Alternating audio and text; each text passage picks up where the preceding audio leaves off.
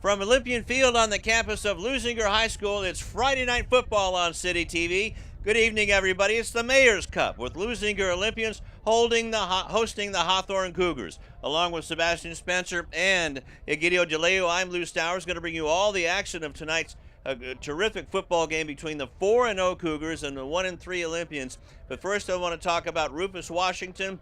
He's not with us this year. After 30 years, he decided to close the book on his Lawndale adventure and open a new book in Atlanta.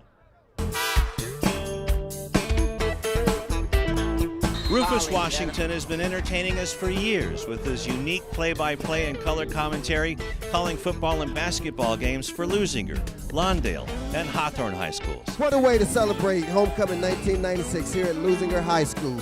Drops back to pass. Barton looking. Barton still looking. Now he's got a person in the end zone. And they do it. Here it is. With 35 seconds left. That's going to win out. Shot blocked by Leuzinger.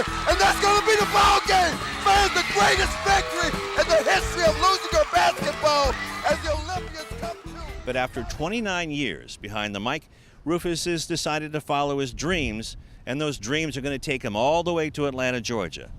I had a chance to talk to Rufus about his times here with City TV Sports. 29 years ago, Rufus, take us back to that first game.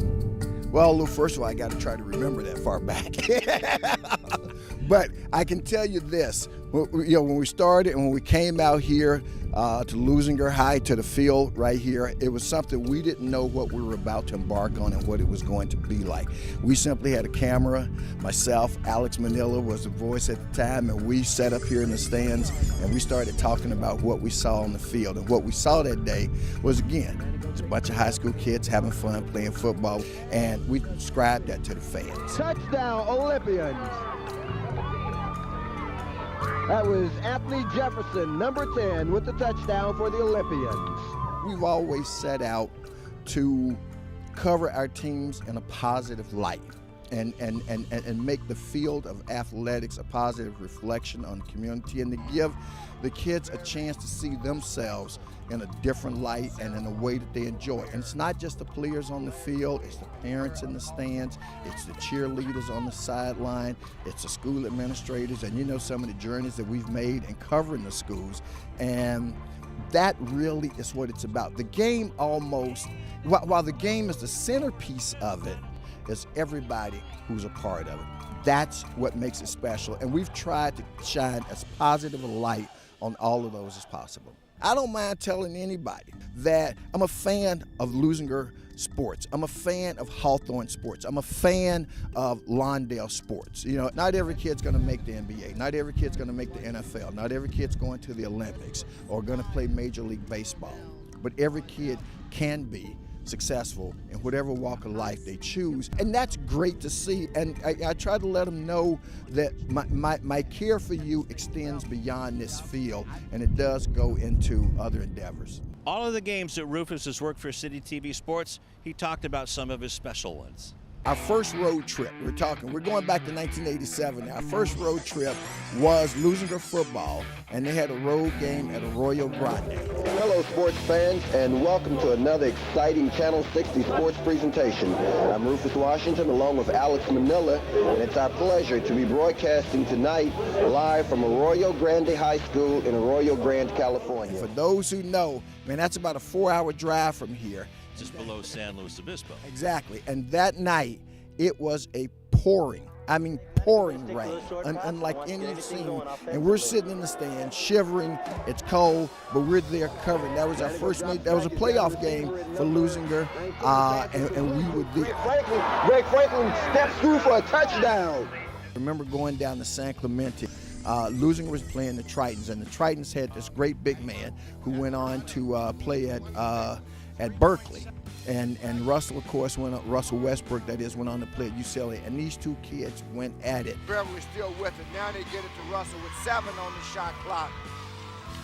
Westbrook from downtown, three-pointer.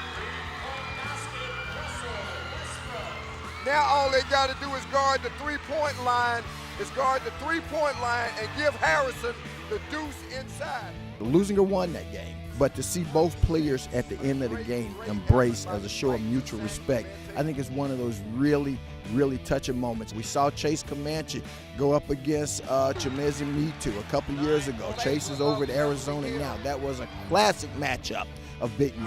Comanche fouls him. Good aggressive play by Chimezi. I mean, you know, I'd pay to get in, except I didn't have to. Yeah, where do you see that at high school level? Right, exactly. You don't often see it, but we've been fortunate enough and lucky enough to see some of the best competition around year in and year out. And as I said, the fact that we got to see it for free makes it all the more sweeter. Absolutely. Then we talked about having the opportunity to work with each other at City TV Sports and becoming a big family. It's just been special all the way around to be connected with it, and more than anything else, it'll be the people, it'll be the friends like yourself, like Tom, and like the crew and all the people that we've worked with over the years who really make the job that you and I do look very easy. Those are going to be the people that I miss the most, but I'm looking forward to this. I'm excited about it, and we'll see what lies in store. The next guy's going to have huge shoes and hats to fill. And the love the community shows for you, Rufus, they are really going to miss you. And so am I. I'm Lou Stowers for Lawndale Living. And for the fans out there, one last tip of the hat. This is for you guys. Thank you all for the memories. I love you all. Thank you.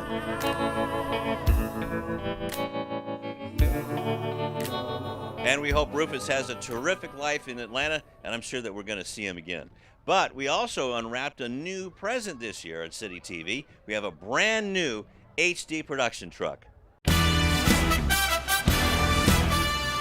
This beautiful setup is the brand new City of Lawndale City TV production van.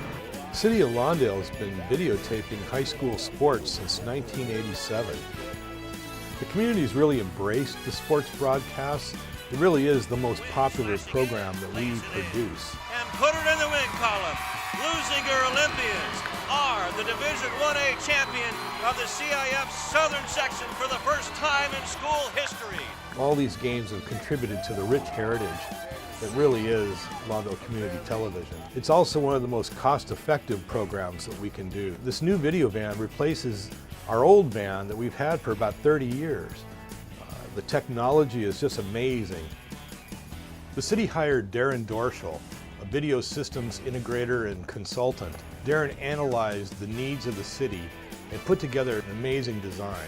From the get-go, we wanted to put equipment in that would apply to those productions and be able to put together a system and a truck that the community and the staff and the residents would be proud of.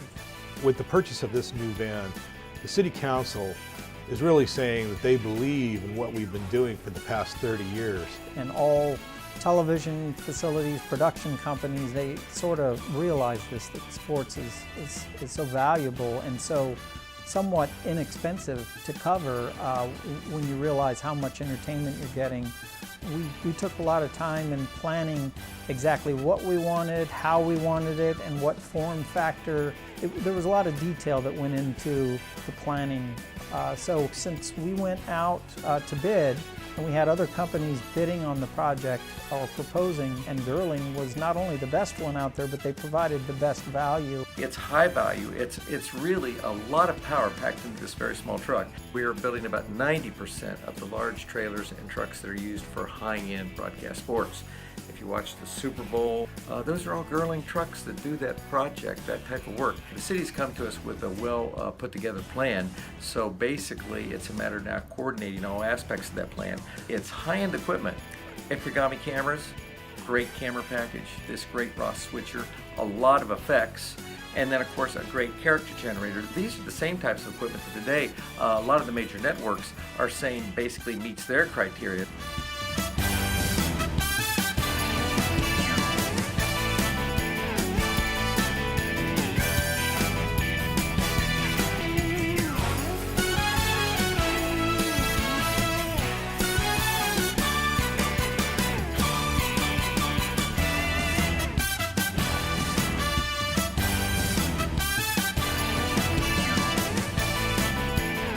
We're really looking forward to an amazing season this year, utilizing this new video truck and all of the power in it. And we're looking forward to another decade of amazing Lawndale City TV sports.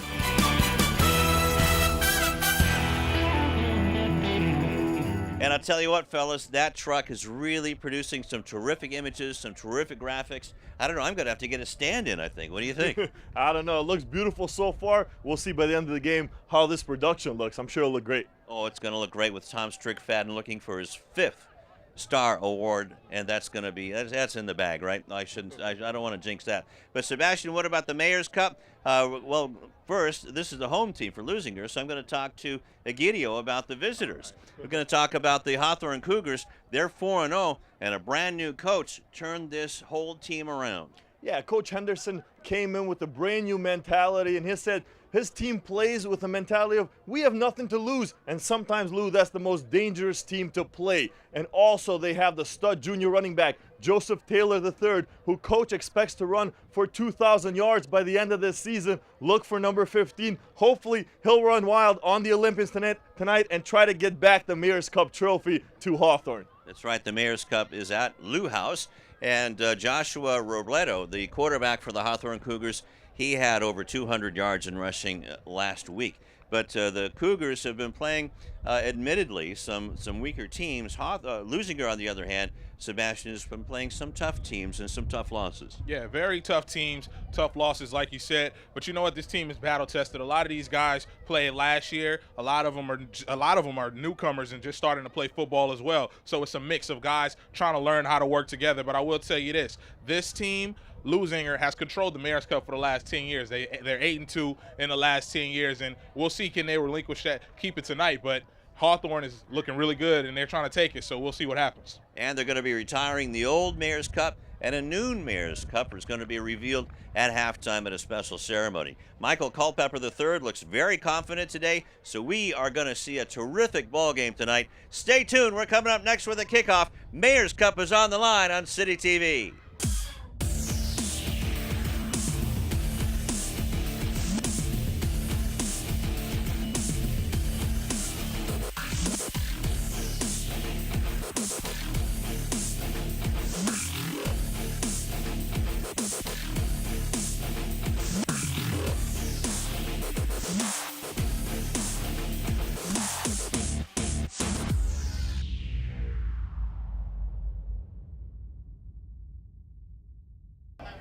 And we're doing the coin toss at midfield right now.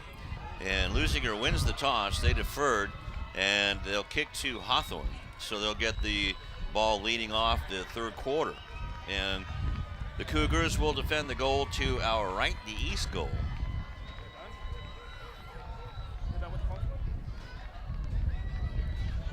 So we're just about ready to get this underway.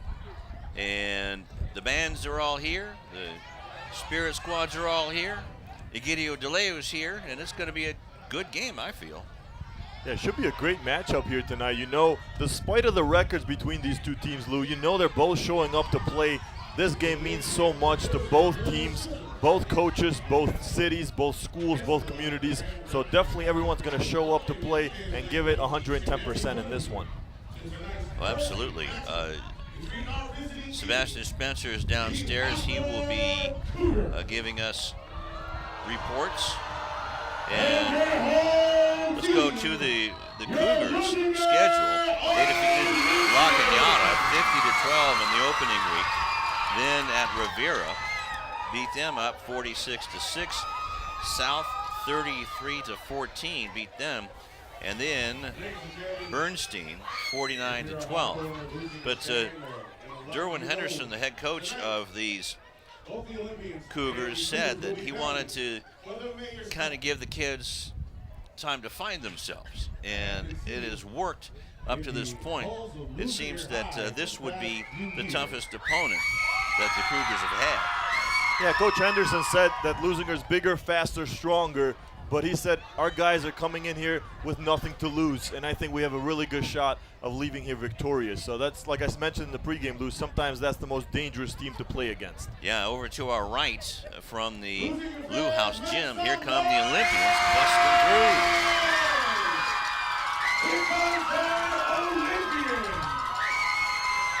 Led by number 6. And that's a guy we didn't get. Of course. We were going through the roster with the head coach, Thomas Barnes.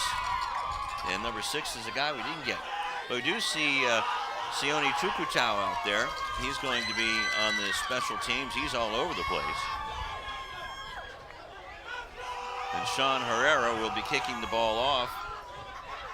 Or no, Sean Herrera won't be kicking the ball off. They'll be kicking the ball off in the third quarter.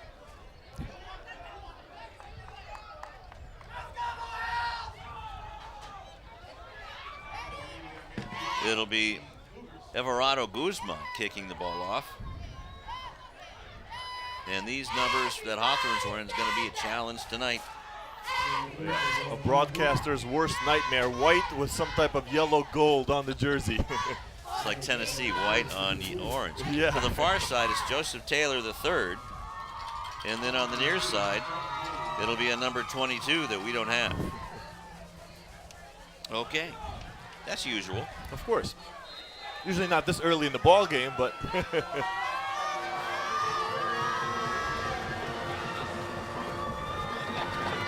So here we go. The kickoff goes into the end zone. It'll be a touchback. And the Cougars will have it 1st and 10 from their own 20-yard line.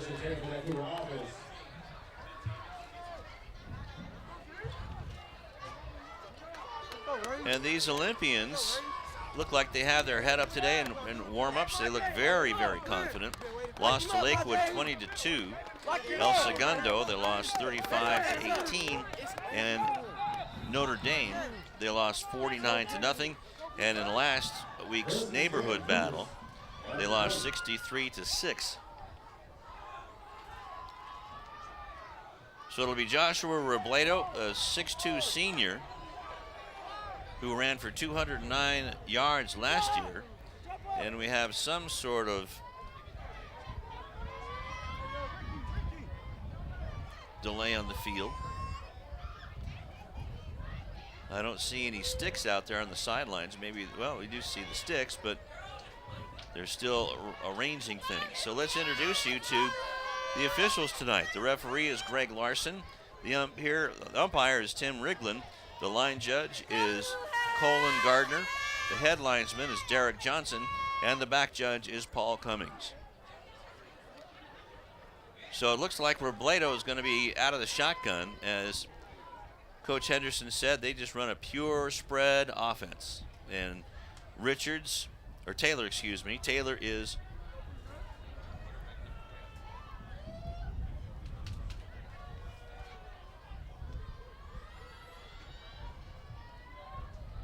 quarterback Josh Robledo in the shotgun.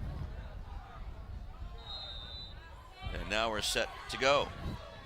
Split to the near side is Devontae Wartell for the Cougars. Showing blitz is Leuzinger.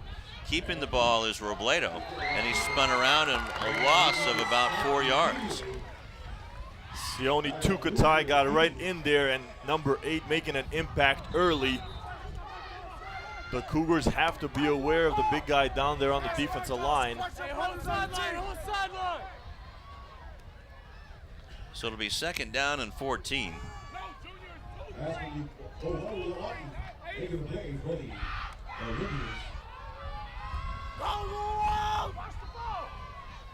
Same formation. Robledo's going to sling it out to the sidelines where it's bobbled and dropped by Wartell, but you know what? That was probably the best thing he could have done. Yeah, exactly. He had 2 blue jerseys right in front of him. Probably would have got drilled if he caught that football. He's the leading receiver for Hawthorne so far in the season. So it'll be 3rd and 14 for Hawthorne. Split to the near side now is Devontae Houston. Also, DeJuan Burden on the near side. Split wide to the far side. Naked backfield and some sort of movement over on the far sideline. That's going to be on the offense. Looked like the O-line moved a little bit earlier. I didn't see exactly which one was it that jumped, but it will cost Hawthorne here. So first penalty of the game, it moves the Cougars back to the 9-yard line.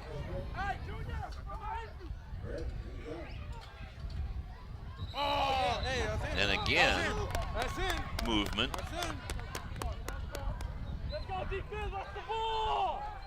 And so Hawthorne, supposedly the more disciplined of the two teams, has committed 2 offensive line penalties in a row.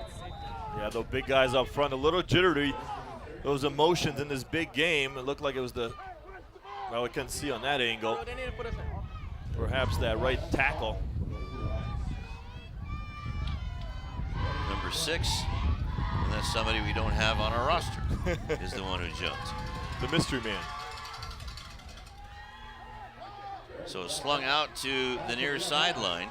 A nice move, and it's fumbled out of bounds, but it'll be 4th down at any rate, because the catch was made by DeJuan Burden, and Burden gets 10 yards back. Yeah, it's still a nice play, but not enough for the first down, and it's going to bring up a punting situation for the Cougars here on their first offensive series.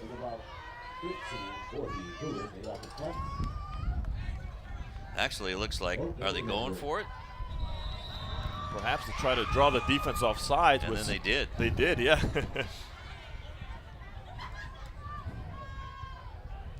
Maybe to give the punter a little bit more room. Still not going to be enough for a first down. Unless Robledo is also the punter. That's a good point. So now it's 4th and 10.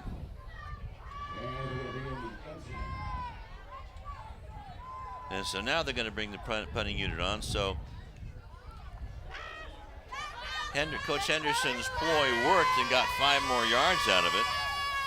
So 4th and 10, Jeremiah Lima is back in punt formation. And to receive it, Samaj Daniels to receive the punt.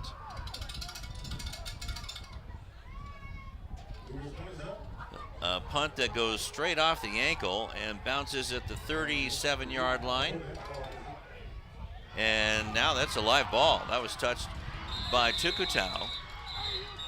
Let's see who comes up with it. Looked like a rugby play. It did there.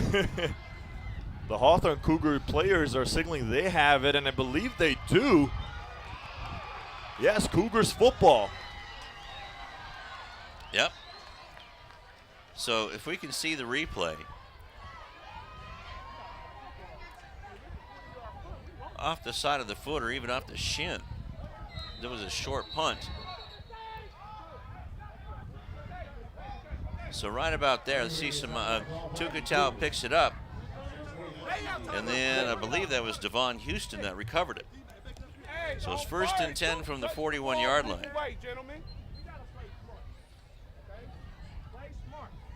Mistake-free football, okay? On this next play, we're going to come out fire, 2, 3. I'm excited to see this Cougars team in action finally, Lou. I was at training camp for the Cougars in the summer and talked to Coach Henderson a lot, was around this team a little bit, and they looked hungry. They looked ready for this season to be their season, to change the culture of Hawthorne football back to their winning ways, the glory days of the 80s and 90s. And so far, they're 4-0 on paper. They're looking good. They got the community back into it. We talked to Coach Henderson. He told you a story also earlier how the first thing he did when he took over as head coach, he took the team and walked around the neighborhood and introduced his team to the neighbors, to everyone in the city, the businesses, and it kind of gave accountability from the team and the community. Well, here they come. Boy, the left side of the line looks pretty solid. You have number 54, the center, Damian Reynoso, and number 78, Javen Tuua, the left guard. And then the left tackle is number 55, Lafoire. So it's a running play to the left side, but Leuzinger stuffs it right at the line of scrimmage. That was Taylor on the run, going nowhere. Great job by the Olympians defense. So it remains maybe a foot, so second and a long 9. Actually, it's just barely a foot. Yeah, just a few inches there, a foot given by the refs. So Robledo under center, play action, tosses the ball. A good idea, because open was Kevin Hernandez, 6'5", 200 pounds, but he couldn't come up with it. The ball was just a little bit wide and outside. And Robledo, a former wide receiver himself, turned quarterback in his senior year. When I talked to him at training camp, he said, I just want to make the little things right. Take small steps to trying to be the best quarterback he can be for his team. And he's doing a good job so far. Again, this is a big test for him tonight. We'll see after this ball game. Devontae Wartell split wide to the near side, 3 receivers on the right. Out of the shotgun, Robledo thrown over the middle again, and nobody was there. Actually, Clyde Butler was the closest person, but he's in a blue uniform. Pita Tukatai was there from the Olympian side, pressuring Robledo. Came from that linebacker, inside linebacker spot on the blitz. So it's 4th down and 10 from the 41. And let's see. Looked like there was Marcus Mack, one of the offensive linemen on the right side, jumped early.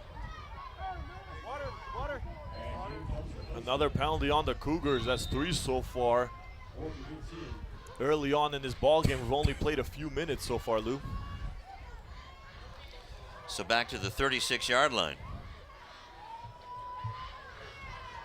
And back in punt formation again is Jeremiah Alima. And a bad punt again. This is going to go out of bounds inside Leuzinger territory at the 49-yard line. So it'll be 1st and 10 for the Olympians at midfield. Yeah, if you're an Olympian fan, you got to say, whew, got lucky on that one, because they turned the ball over. The last punt by Hawthorne, and thankfully that defense did a great job holding the Cougars to no gain. They actually lost yards on that drive, and now they got the ball back, and it's still 0-0, no damage done. So 1st and 10 from their own 49-yard line. Michael Culpepper has a power eye. Now the eye is undotted and has Sione Tukutau behind him. And right in front of the headlines. Clear skies here tonight. Sorry, Lou. Artemio Torres Jr. who jumped offside. I was like, clear skies here tonight, but it's raining flags so far early in the forecast. Yeah, you're right. Back to the 46-yard line.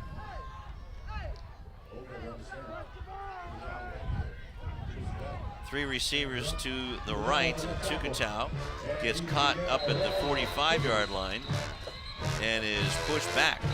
A wall of Cougars there on the stop. Excuse me, the line of scrimmage was the 44-yard line, so now it's 2nd and 14 after a 1-yard gain on the first play for the Olympians. Sandoval, one of the guys. There you see the big guy, 62, right in the middle on that stop. Frederick Williams, the middle linebacker, is the captain of the defense for the Cougars. I formation, Tukutau is the fullback. Ball is given to the halfback, and that's Elijah Miles. Miles gains a good 10 yards into Hawthorne territory at the 45, but it's still going to be 3rd and about 4. More manageable 3rd down now thanks to that good run by Miles, and see if the Olympians can convert their first down of the night here.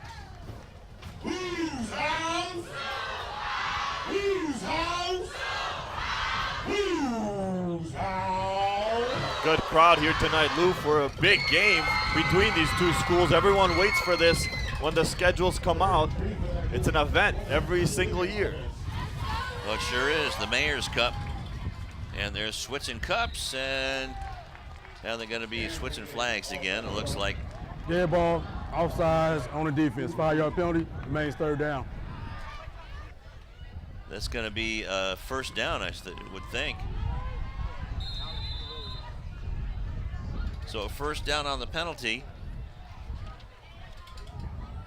Third penalty, or fourth penalty, excuse me, on the Cougars. Power I formation. And now we have another flag. Dead ball, false start on the offense. 5-yard penalty, remains first down. Hawthorne gives Leuzinger a gift, and Leuzinger returns it right back with a penalty of their own. Giveth and taketh away. So still first down, but it's first down and 15.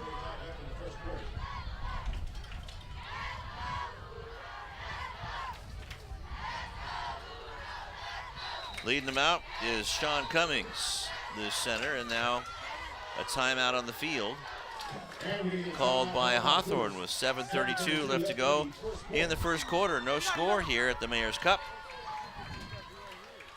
And we were just talking to Marlon Mendez, the athletic director here at Leuzinger, and just taking a look at the new one. It's a nice new cup, but we're going to find out what's the matter with the old one.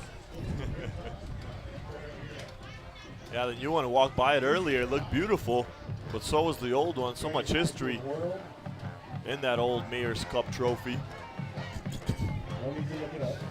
Leuzinger's 8-2 in the last 10 years in these Mayor Cup games between these two schools. So Hawthorne looking to get some of that momentum back and get the trophy back to their school.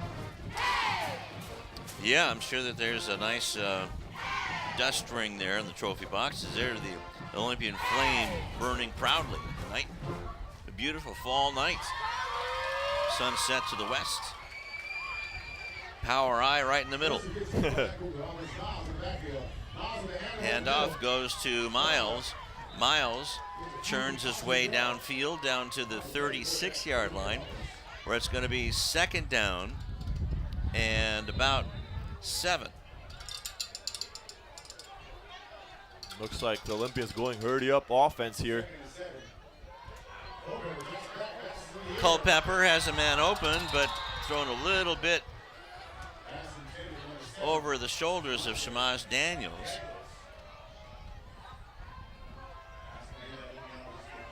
Try to catch him, throwing out to the big guy, but Daniels just could not connect. There you see Culpepper.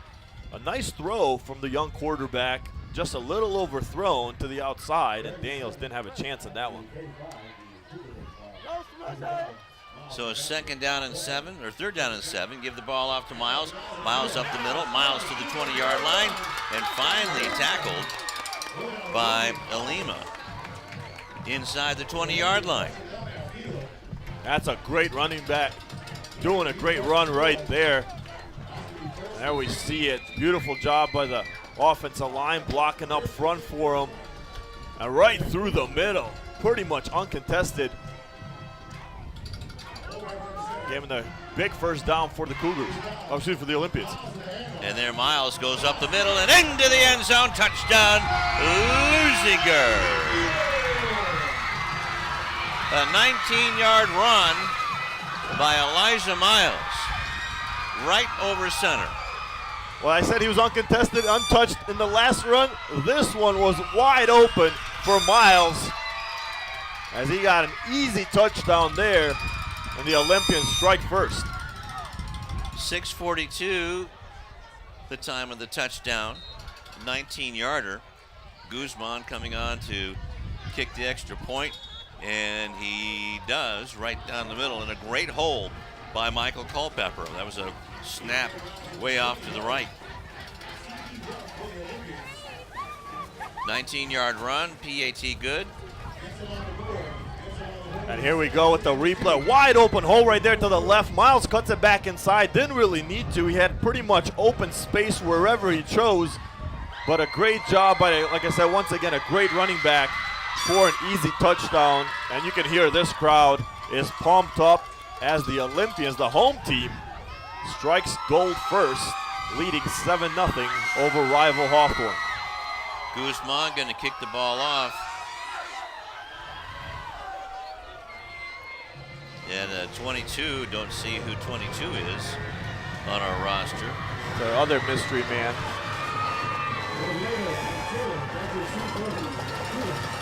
And the ball goes his way, but it's in the end zone, a touchback. It'll be 1st and 10 at the 20. So Myers with a 19-yard run. That's 6:42, excuse me, in the first quarter. And that was a long drive. There was an 80-yard drive.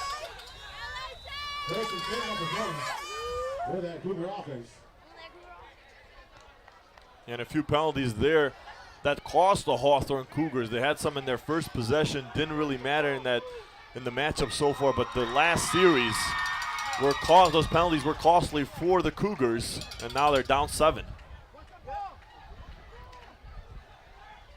6-play drive.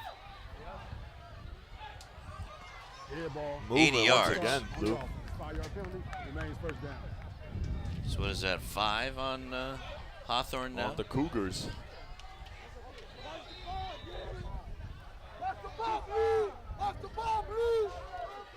So the Cougars are amped up for this game, that's for sure. Lafari there, number 55, that jumped. And he's hard to miss. 6'3", 225. Left guard. And the screen pass, that works. And here comes Hawthorne's Devontae Wartell on the wide receiver screen. Still running, cuts back in. Going towards the end zone. Touchdown, Hawthorne. Just like that, the Cougars are 1 point away from tying the ball game. And that one caught everybody off guard, even the defense. Sure did. So that would be an 85-yard TD on the wide receiver screen from Robledo to Wartell. Great way to answer back by the Hawthorne Cougars. We'll see if they can tie it up here with a PAT attempt. Well, let's see if they're going to do that or they're going to go for 2.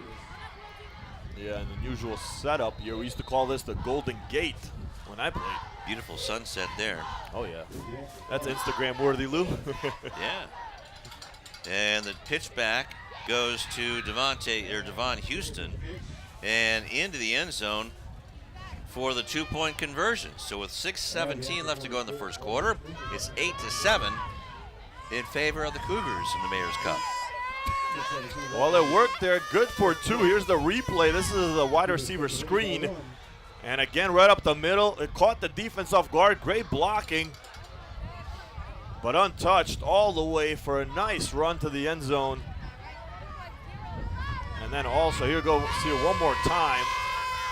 Quick pass by Robold. And oh, nothing but room right there as he could see the end zone. And he ran to it, Lou. He ran to it like no other. Sure did. He made a great cutback to get back in the middle. Also had the 2-point conversion. And now they lead by 1 instead of tying it up. And the momentum now on the Cougar side. One play, 85 yards. And that took 25 seconds. That was a 85-yard dash in 25 seconds.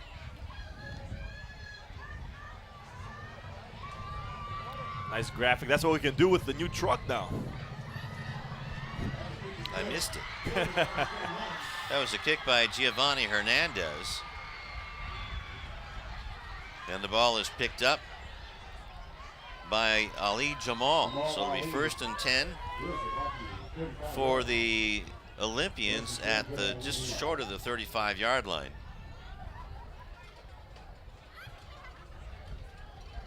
So far, a great matchup between these two schools. Sparks flying back and forth early on with a lot at stake. Wow, how is that? Lightning struck quick, huh? Just when you thought that Leuzinger might be on their way. Well, it's still very early, but the Cougars, smaller of the bunch, they are game and confident. Yeah, just like when we thought Olympians had a little bit of momentum on their side, Hawthorne says, hold on, we're taking it back, and they did. Wow.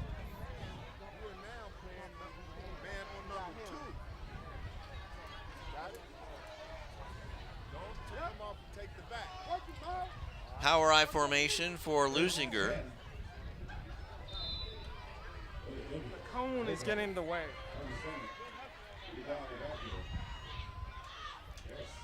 And the handoff goes to Tukutau.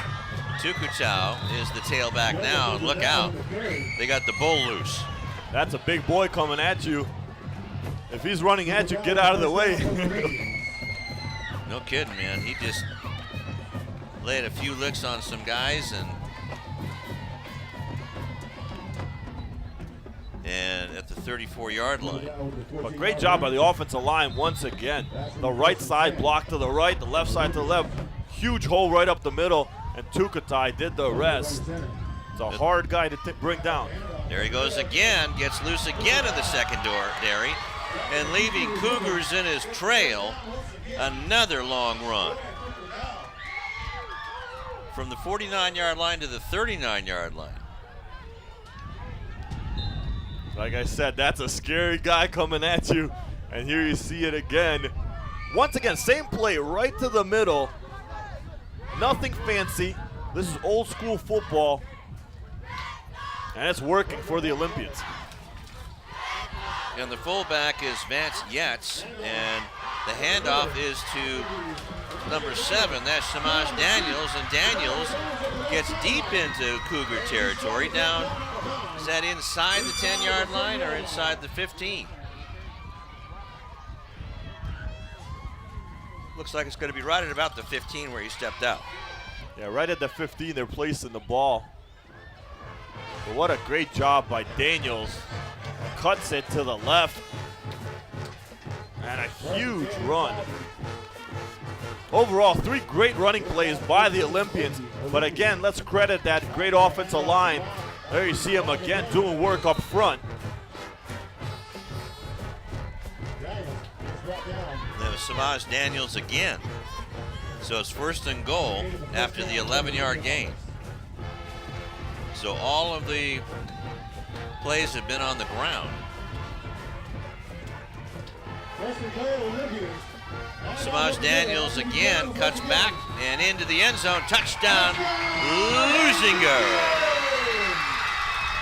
Samaj Daniels with the last 3 carries from the 4-yard line. 40 yards and 3 carries for Daniels. Also carrying the water was Tukutau, Sione Tukutau, with 25 yards of his own. Tukutau had those first 2 runs, and then Daniels added a little flash in the end zone, but a botched extra point attempt. Oh, look out. Culpepper is hurt now. Let's hope that Guzman, the kicker, didn't kick him. Nope. Okay, looks, uh-oh. Limping off a little bit here. On that right side, something's going on. Let's hope he's okay. The snap was a bad one again to the right. Guzman had to reach back for it, or no, sorry, Phillips had to reach back. Culpepper had to reach back for it. And let's hope he's going to be okay. Yeah, it looked like the coverage up front just completely broke down, letting the Cougars come in there. But I think the biggest takeaway is hopefully Culpepper is okay from all that. So a 66-yard drive took all of 1:07. And Daniels capped it off with a 4-yard run. And the PAT was no good, so it's 13-8. And we'll see, it's probably an offside on the kickoff team. We have a dead ball, offsides on kicking team, when we re-kick 5 yards. Well, Culpepper looks like he's okay now, has his helmet off around the 50-yard line. The junior quarterback is the centerpiece of this Olympians offense. And everybody on this coaching staff wears these shirts, #trust the process, and he's a big reason of that process, the centerpiece. The junior will be back next year. Here we go, we're gonna try this kickoff once again.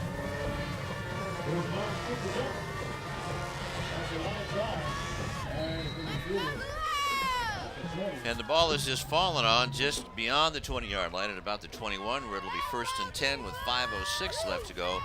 And we're still in the first quarter. This has already been a wild one. It has. It's been back and forth like a heavyweight boxing match. Both guys swinging left and right and connecting. And still 5 minutes, a little over 5 minutes left to play here in the first. It's been a wild one, Lou. Sure has. After the kickoff will be 1st and 10 for the Cougars.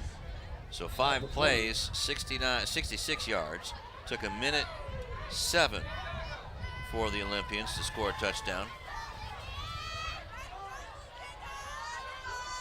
Robledo has a tailback behind him, 4 receivers, 2 on either side. The pitch, and it's a fumble. Picked up, though, by Joseph Taylor. And, boy, are they lucky. Or is that Devontae Ward? No, it's Joseph Taylor. Taylor got a lucky bounce on that one because he fumbled it, and it looked like, here we go, we're going to take another look at it. It looked like it just bounced right back into his hands for the recovery, and I'm sure Hawthorne's happy. There it goes. But good awareness by Taylor, too, keeping his eye on the ball and following the ball and not giving up on the play. Yeah, that ball bounced right back up in his lap. So it's a loss of 3 yards. And Taylor trying to hit the corner until a blue jersey hit him. And that's Butler who made the tackle. One of the better tacklers on the team. Taylor, one of their best running backs for the Cougars. For a short gain, they're pretty much no gain. They're not giving him anything. Look like he gained a lot of yard, but they're not generous. Back to the line of scrimmage anyway. So he got the 2 back that he lost.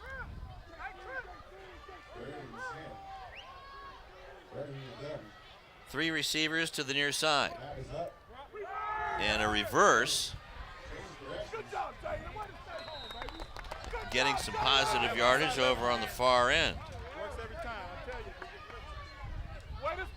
That was Dewan Burden with a gain of about 4 yards. It's going to bring up 4th down, though, for the Cougars. And it looks like they're once again lined up to go for it. It's 4th and a long 6.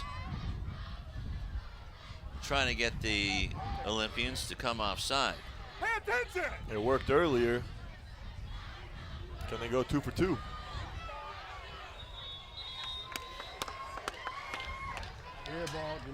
That's going to cost a delay game on the Cougars. So they now have 6 penalties for 30 yards. So it's going to be 4th and 12, we'll call it.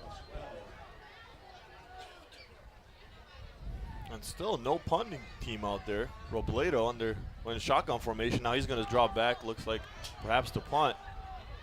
Maybe a little pooch punt. There it is. And it takes a neutral bounce on the Mayor's Cup with 3:34, or 3:52 is what they're going to call it. It'll be 1st and 10. And the Olympians have a short field. Good field position by Leuzinger here. Showed great job on their running game, their last possession with Tukatai and Daniels. And it looks like Tukatai is going to be the lead back coming out of the huddle. That means the fullback is Vance Yetz.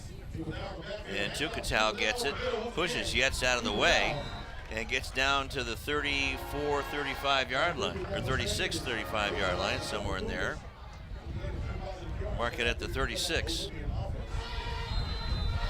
So a gain of 6 for Tukatai. A simple running style by Tukatai. Nothing fancy, straight up power football. He's coming at you. He's trying to bring him down if you can. There he goes over the middle, but drops the ball. Picked up by Hawthorne. And the fumble is recovered at about the 27 yard line. And that ball just popped right out of Tukatau's arms like a bar of soap. Picked up by Devon Houston. So it's going to be 1st and 10 for the Cougars at their own 27. Yeah, just as we're praising Tukatai's running game, looked like, who was that got a hand in there to pop the football out from Hawthorne? Egidio, the junior linebacker, had a hand in that one, literally. So Tukatai is now the middle linebacker. And Robledo keeps the ball, goes up the middle, stops and falls forward to about the 36 yard line. Joshua Robledo, the senior who rushed for 209 yards in last week's game. We said a wide receiver turned quarterback because they needed a quarterback. Coach told me their quarterback transferred, the backup quarterback didn't want to play football anymore, and they went to Robledo and said, hey, you're our guy now. Hands the ball off to Taylor, gets the first down and then some. He puts it into 5th gear, has to stop, comes back towards the middle, cut back again, and then he's run over at about the 35 yard line of Leuzinger, down to about the 32. So Taylor rips off his first big run of the night. That type of run is why Coach Henderson thinks Taylor is a D1 prospect.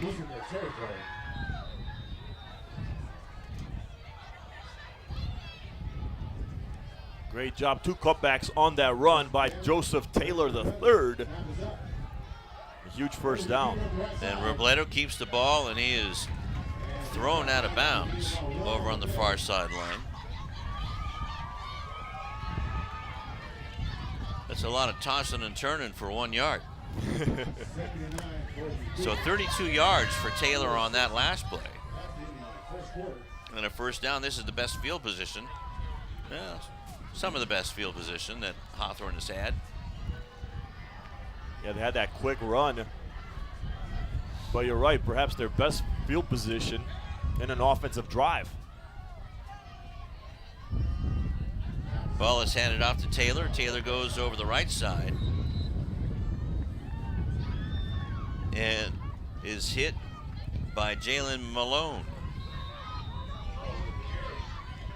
Taylor has such great vision. Not a big guy. He's not going to hurt you with his power or size, but he's got great feet. He's got good vision, and he can make those cutbacks and make defenders miss in an instant. As another flag comes in. That was sideline warning on home team. Sideline warning. That's the first one. So it's just a sideline warning. We used to get those all the time. Sometimes in these kind of games, the rivalry games. Oh yeah, they're fired. Leuzinger's fired up. They have a 5-point lead. They want the defense to stop them. 3 receive up. Somebody did move on the line that looked like the right guard for Hawthorne. Javen Tu'ua.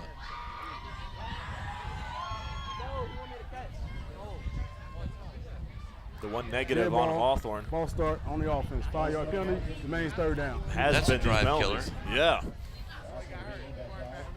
So far, they're not trailing by that much, but if this continues, Lou, we still have 1:03 in the first quarter. If this continues, a lot of football left to be played. It could be crucial for the Cougars and perhaps cost them this game. We'll wait and see. Clock running, under a minute left to go in the first. 3rd down and 8. Robledo, play action fake, has a man open, but overthrew him.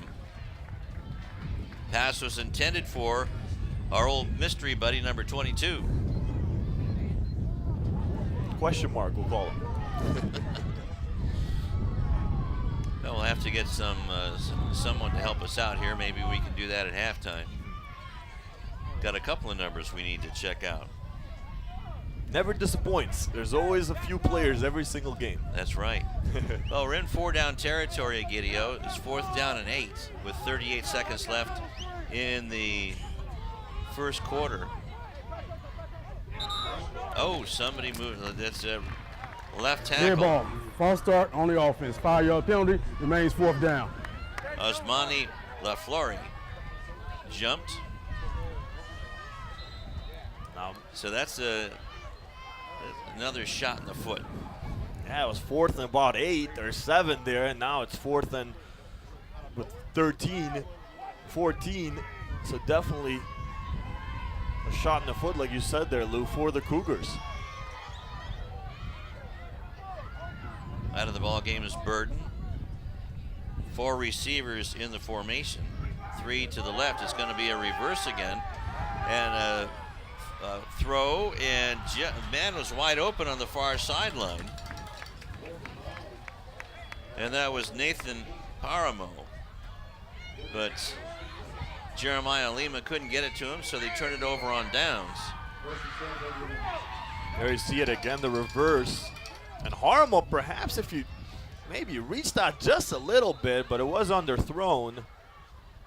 He's shaking his head there. The disappointment in him. Yeah, you got to go after that one on a 4th down situation especially. So Culpepper didn't sustain a serious injury as he's back in. And is that Myers? Miles getting hammered at the line of scrimmage for no gain.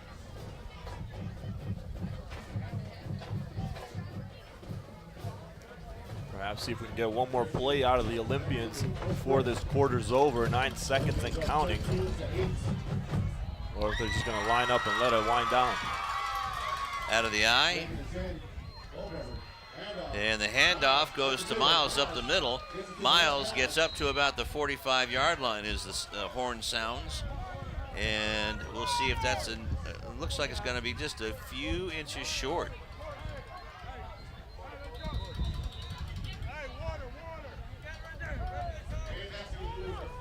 Yeah, you're right, Lou, just short of the 1st down. So the quarter will end.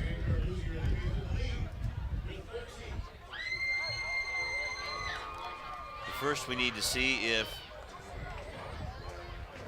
there's going to be a 3rd down or a 1st down.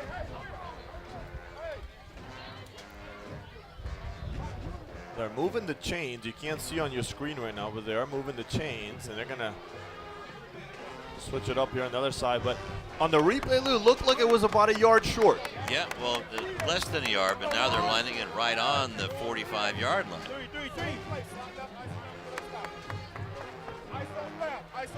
So it will be, looks like 3rd and short. It doesn't look like they're going to measure it and just go with that. So we'll give Miles 9 yards on that game.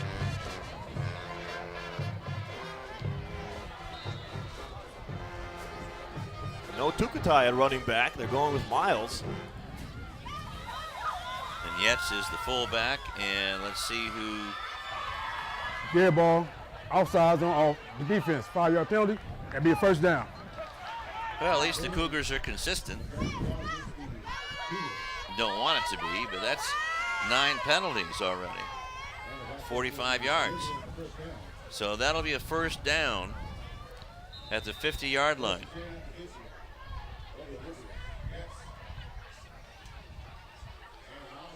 Hand off by Culpepper.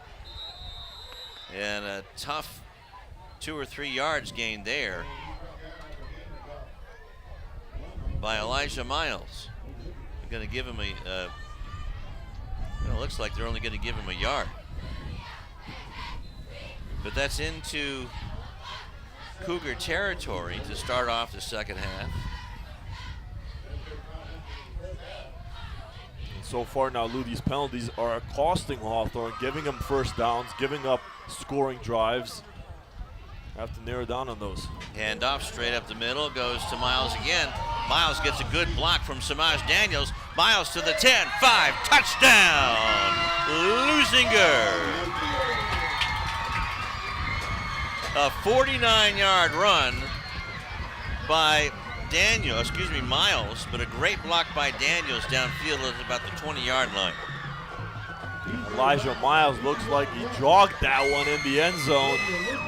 Really uncontested by the Cougars defense, and like you mentioned, Lou, great job up front blocking, especially by Daniels, who had that final nail in the coffin with a good block to open up some space for Miles. So it looks like they're going to try to get that extra point back. Culpepper gives it to Miles. Miles goes up the middle, and they get that 2 points. So it's 21-8 in favor of the Olympians on the Mayor's Cup day. Here, let's take a look at it once again. Here's that run right up the middle. It started, then Miles goes to the right, and no one in front of him. Daniels with the block. And there he goes, just jogging it in the end zone. It started off as a basic run right up the middle, but when you have a running back like Miles, he can make things like that happen and get you another touchdown to add on to your lead. So the 2-point conversion was good to make it 21-8 now in favor of the Olympians. 4-play drive.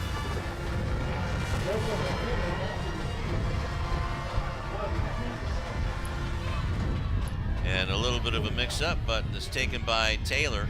Taylor gets through and gets good yardage up to about the 35-yard line. So a nice return by Joseph Taylor. Very good return there by Joseph Taylor, getting perhaps some of that momentum back and giving his offense a great chance starting off at the 35-yard line. He's only 5'7", listed as 155. But man, he's a fun, great running back to watch. And every team in the Ocean League is taking notice of number 15.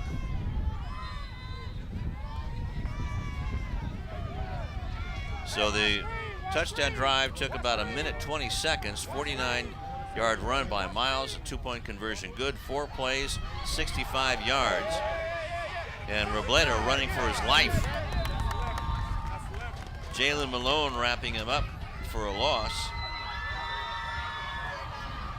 as the second quarter is underway. So given forward progress to the 33, although the line marker, okay, so it's a loss of 2.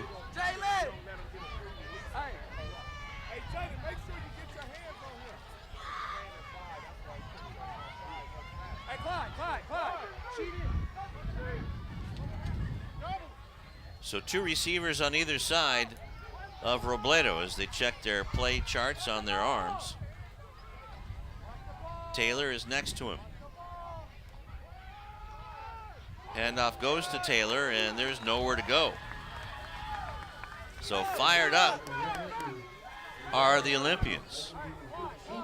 Jose Martinez, one of the guys on the tackle there, stuffing that run. Great job by the Leuzinger defense reading that well. Also mystery man number 6 for the Olympians.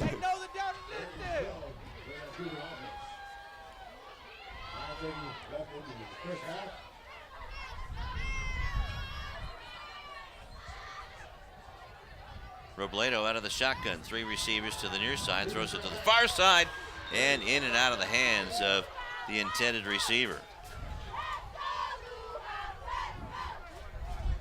And that was Devontae Wartell, 6'1", 160. And don't know if he short-armed that or not, but it was close to him. Hey, he made contact with it. He has hands on the ball. You got to bring that one down. Little bit over his head, but you're right.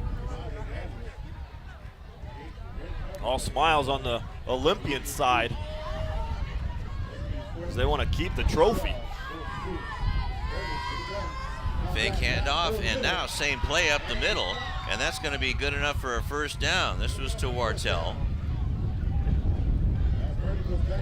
And Wartell good enough for 14 yards. Yeah, great confidence by the Cougars coaching staff. Going back to Wartell and Robledo, trusting his receiver. Deja vu, you said, Lou, is the exact same play. This time it worked. And now fumble on the play. It's picked up by Hawthorne, but a big loss on the play of about 7 yards. So picking it up is Luis Lavera. And he saved the Cougars bacon on that one. Whoops. Just flat out dropped it. Yeah. Good heads up, though, by the lineman. So a loss of 6. It'll be second down and 16. Boy, it's turned blustery all of a sudden. The wind's blowing right on shore and keeping it cool. Oh, yeah. Football weather. Yeah, the wind is at the Cougars' backs. So a long throw down the right sideline and almost tipped into the hands of old number 22. Could have been a huge play for the Cougars right there if 22 would have brought it down. Good defense, though. Good coverage by Leuzinger. A third and long situation now for the Cougars offense.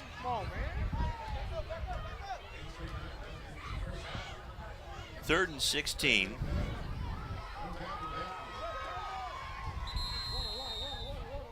And a timeout. Timeout by Leuzinger. So one timeout taken by each team.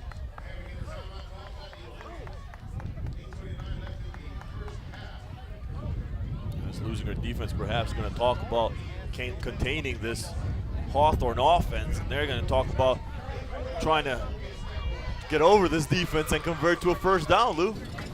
Well, we thought we had a shootout going, but it was 13-8.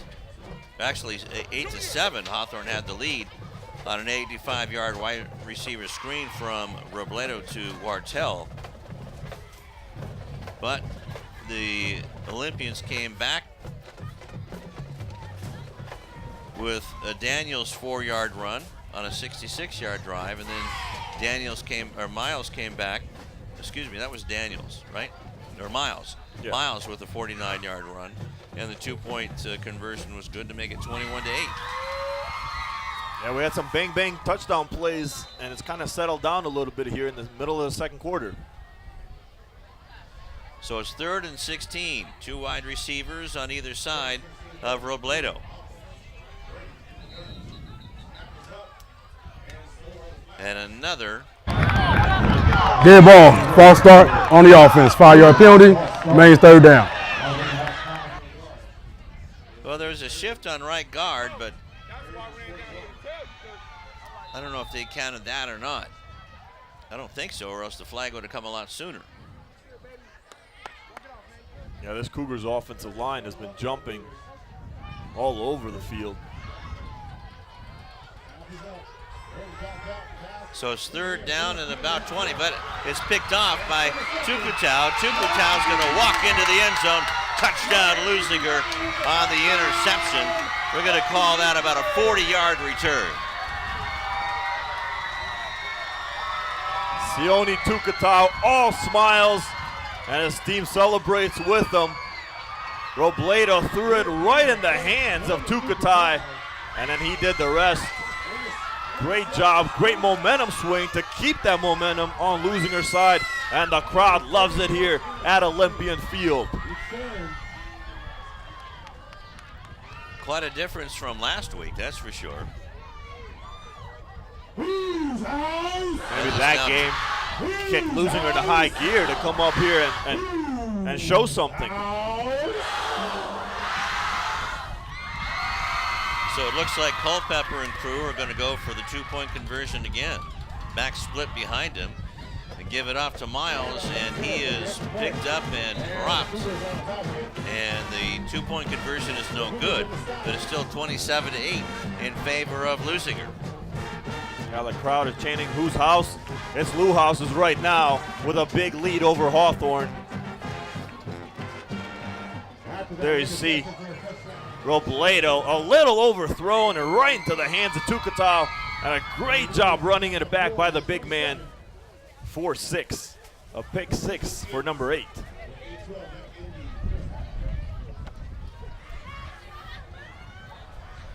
So the big 40-yard return, and now a big 19-point lead.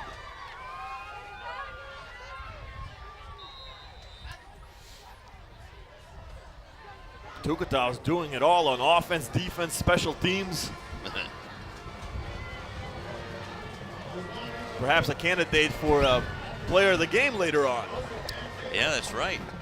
Ball is picked up with one hand at the 8-yard line by our mystery man, number 22, and we have probably an illegal block. As a flag goes down at the 30-yard line after a nice return by the Cougars.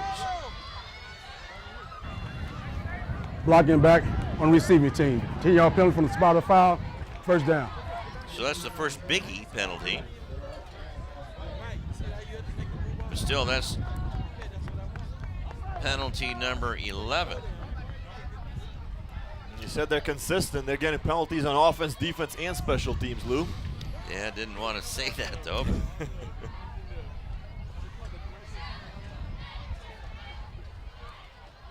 So it's at the 30-yard line. They're going to go back to the 20. Well, actually, the spot of the foul, so it goes back to the 10. So 8 minutes left to go in the first half. It'll be 1st and 10 for the Cougars at their own 20-yard line. And that one, perhaps the biggest penalty of the night for Hawthorne.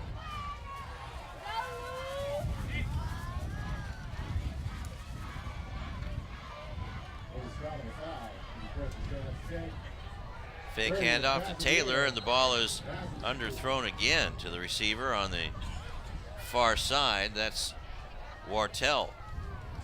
So it'll be 2nd and 10.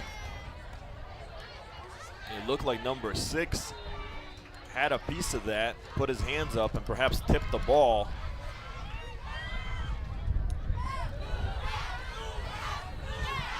So we're going to have to, definitely going to have to get the numbers of those two fellas. They've been doing a lot of plays. Yeah, there have been playmakers down there. Robledo. And I wonder if they're calling. Start on the offense, 5-yard penalty, remain 2nd down. If somebody on that shift is moving, or if somebody while the shift is being made, that's the second time a penalty's been called on a shift on that by same a guard. type play. Yeah, exactly. So a dozen penalties on Hawthorne.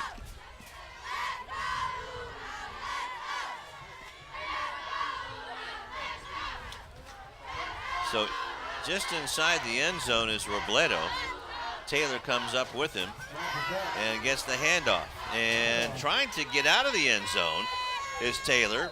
He's pushed back in the end zone. Let's see, he barely gets past the goal line and maybe to the 1-foot line. Inches away there from perhaps costing his team 2 points.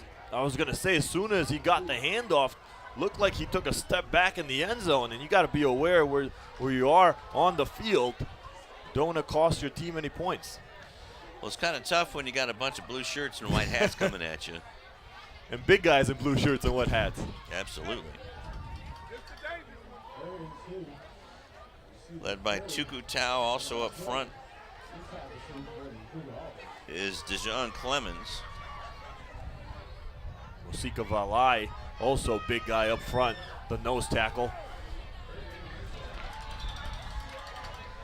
And the pass is incomplete to Devontae Wartell, where it's going to be 3rd down and 20.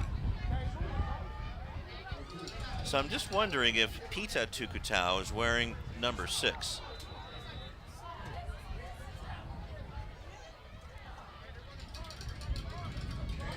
I certainly don't see anybody else there that would match that. And I haven't seen a number 10 out there. Oh yeah, I have seen a number 10, excuse me. So it's not Pita. So it's 4th down and they're gonna have to punt. There's a big guy there on that right defensive end side. Spiral kick. Samaj Daniels is gonna let it roll. He's get out of the way. And it gets down at the 36-yard line. So with 6:52 left in the first half, it is 27-8 in favor of Leuzinger. Mayor's Cup is on the line. Bragging rights on the line as well between these two schools. Like I said, Lou, this game means so much, not just to these teams, to the schools, to the communities, everyone involved with both Hawthorne and Leuzinger. And it's fun for us to watch up here. Absolutely. 36-yard line of Hawthorne. Culpepper hands the ball off to Miles. Miles gets out of one tackle, screams down the near sideline, and it's finally bumped out of bounds by Wartell. But it's going to be 1st and goal for Leuzinger. Or is it going to be just outside of the 10-yard line? That looks like it's going to be at about the 11-yard line. And Miles on that run with a stiff arm. Look at that. On his way to a big 1st down for the Olympians. Finally just got shoved down out of bounds. So 25-yard run for Miles. And Miles cuts back and goes into the end zone. Touchdown, Leuzinger. What a game for Miles. This time to the left side, wide open. Uncontested once again. So that makes it 33-8.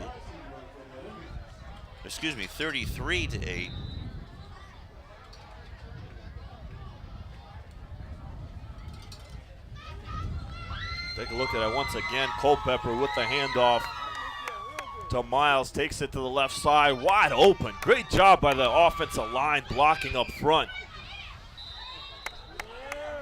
Cameron Jackson tried to corral him, but Dead couldn't. ball. Offsides on defense. Half distance goal. Beat you down. Okay, so they're about a half yard closer to the goal line. They're going to try to go for 2 points again. They've been successful so far tonight. Now this is just like a live practice. Hand the ball off to Miles, and he burrows his way into the end zone. 2 points is good. It's 35-8 in favor of the Olympians with 6:25 left in the half. And when you have a running back like Miles back there, why not go for 2? And this offensive line, once again, great job blocking up front. Perhaps that whole offensive line could be our player of the game later on. Yeah, you're not kidding. So 6:25 is the time of the score. So that took about 20. That took all of 27 seconds.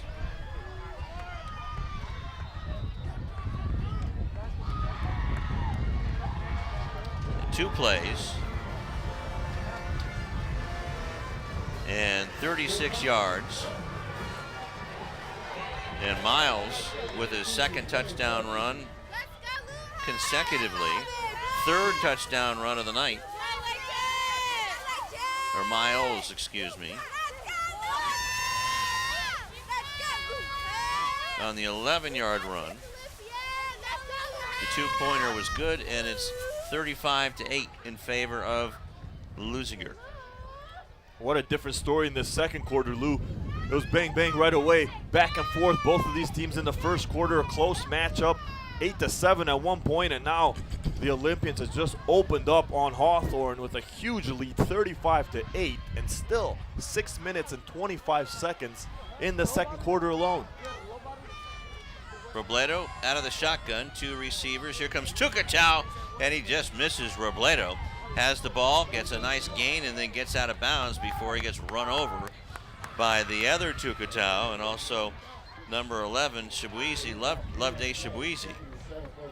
I would call his name today. That's right.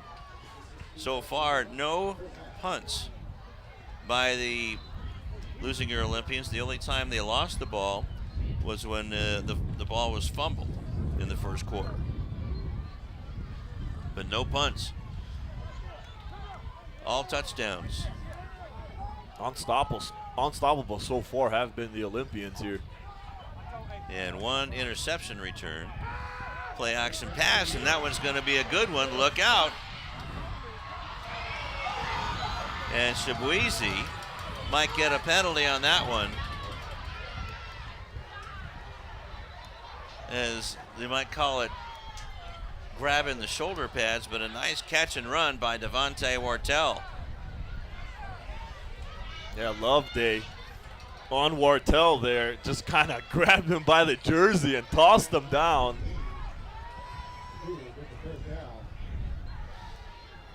But a great throw, though, by Robel there. Perhaps his best throw of the ball game. And it goes a long distance for a first down. All right, thank you, Truck. Jalen Washington is number 22, Jalen Washington. Got one down. And Robledo.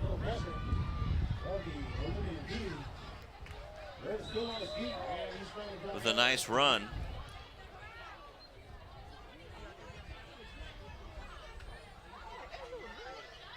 So a 47-yard pass and catch on the last play. 3 nice plays by Robledo. The run for 5, the big pass, and now another good run here for about 7. And the young quarterback's putting some stuff together, perhaps. Let's see if it leads to any points. Ooh, high snap. Robledo had to miss the handoff, and look out. He's corralled by DeJean Clemens and finally put down. Couldn't do anything there, Lou. High snap, like you said. Thankfully he caught it, didn't let it go behind him, but he had Leuzinger defenders right in his face as soon as he caught that. Nothing to do but go down. So 2-yard loss, and Sione Pulu made the tackle. There he is.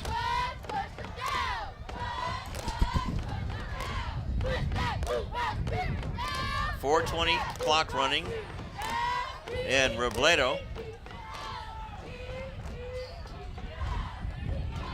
better hurry.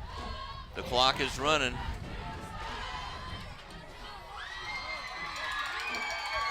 Gets the snap off, throws it down the middle again, and almost picked off.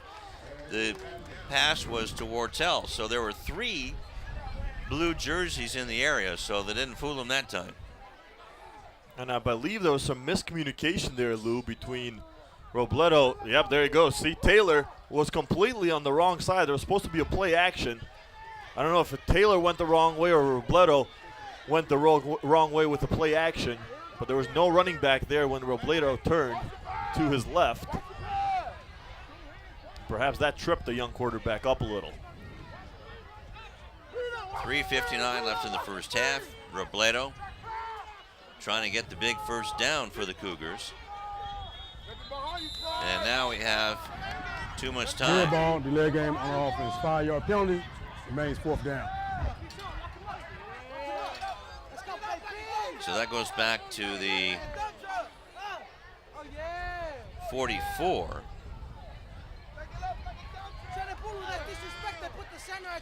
So now it's 4th and 16. believe that's a second delayed game penalty on Hawthorne tonight. So the calls are coming from the bench through signals. And the blitz is coming. Robledo gets it away, and a good attempt on the big rush. Devon Houston was the intended receiver. So that turns the ball over to the Olympians with 3:51 left to go in the first half, and it'll be 1st and 10 from the 44-yard line. The story here has been penalties, especially on the Hawthorne side. As we mentioned, these two teams were evenly matched in the first quarter. They were trading blows, and then the penalties got in the way of Hawthorne, and Leuzinger has capitalized big on those yellow flags. Splits on the near side is Shabuizi and Ross. Backs out of the eye. Ball is handed off and caught in the backfield for no gain is Miles. So good penetration on the field, and it's a no gain. Good stop by the Cougars defense, creating that wall, reading number 5.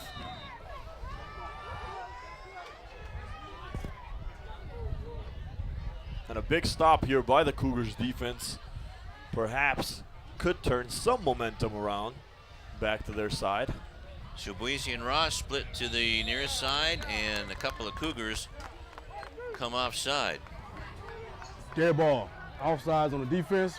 5-yard penalty. Remains 2nd down. Alvarez Maynor is one of them, and the other one, there you see big old number 79, Alexander Garcia. And some of these calls, Lou, you can kind of deal with them early on in the ball game in the first quarter, but these jitters, these offside penalties, by this time in the game, you got to do a better job of listening and keeping your eyes on the ball and not jumping. At this point of the game, they're not jitters anymore. They're just flat out mistakes. Culpepper throws it downfield, and that comes up just short for Samaj Daniels. But also some good coverage on the play.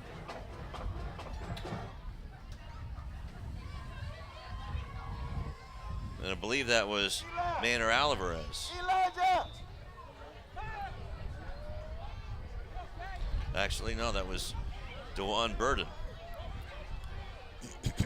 Take a look here. There's the play action by Culpepper. Nice thrown ball, but great job on the defense. On the coverage there by the Cougars. And Jalen Washington was there. Yeah, we finally saw him. And know his name now. Ball is handed off, and caught in the backfield is Miles. And a good play in that time by Omu Tolapu Abiro. There's the handoff to Miles, and right in the backfield, number 1-4. So you're not going anywhere. Miles getting dirty tonight. You see the marks on his jersey and pants. He's earning his keeps. Field is chewed up.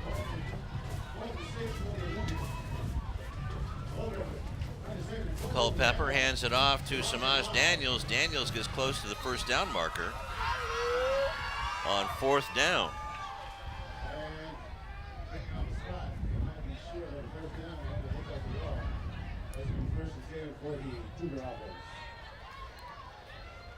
Also doing another great job on the ground. Check that. That was, yep, they're going to give it a 1st down. So Daniels with 5 yards.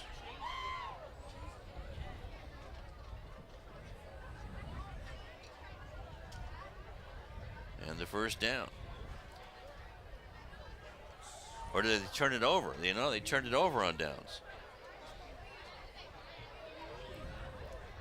Look at those trophies. Beautiful. The new one to the right there, I believe. Yep. Gorgeous looking trophy. So on their own 46-yard line, Taylor is back with him, and the handoff, no, the fake handoff for Robledo goes and gets away from 1-2 tacklers, gets the first down, and finally Tukutau is over on the far sideline and gives him an extra shove, which isn't smart. Robleto's done a great job running the ball a few times that he has in the last few possessions. And like I said, he had 209 yards on the ground rushing last week. Haven't seen too much of him on the ground this week, but the times he has run, he's done a great job. On the defense, 15-yard penalty in the run, be a first down. So that's the type of penalty that'll drive a coach nuts. Oh yeah. I'm sure Tukutai will hear it when he comes back on the sidelines. Unless he gets another pick six. Even then. So from the 45, should be going down to the 30, well actually the 40, down to the 25.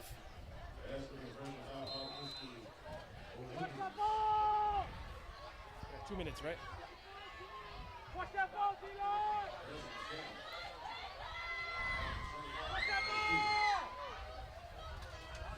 So it's first down, Robledo, play action. There's a play down the sideline on a timing pattern and caught. Touchdown, Hawthorne. That was Wartell. So Cougars still got some bite and scratch in them. At 1:49 left in the half, it is now 35-14. Robledo to Wartell connection. They've been going to it. Hasn't worked until then. And it worked big time for a touchdown. Great job by Robledo on that throw, putting it right in the receiver's hands. So it looks like they're going to go for the regular PAT.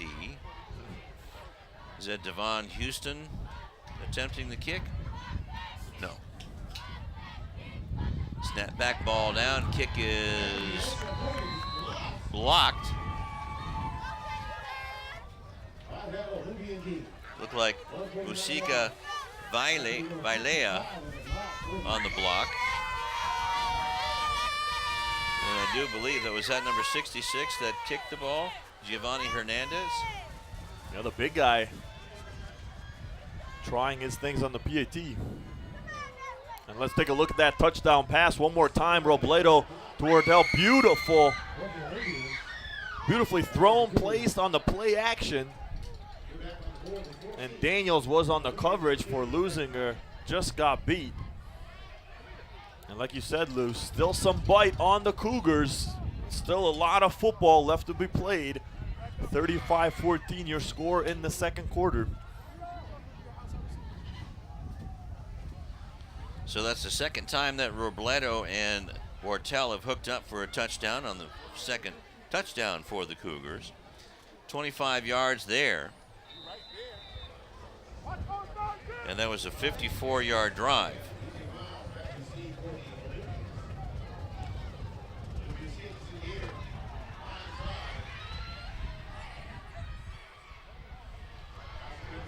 So the ball is picked up by Ali Jamal, and Jamal does some skittering around and finally gets up to about the 30-yard line, where it will be 1st and 10 for the Olympians with 1:45 left to go.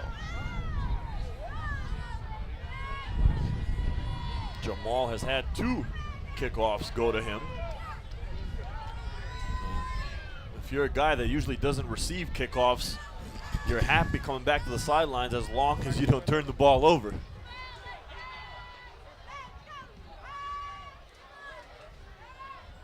See if this Cougars defense can hold up here with 1:44 remaining in the second quarter. But easier said than done, Lou, with a tough opposition in the Leuzinger offense. That's right. So it took Hawthorne 20 seconds to score, especially after the unnecessary hit out of bounds by Sione Tukutau on Robledo. That was the big game. So Tukutau has done it for both sides now.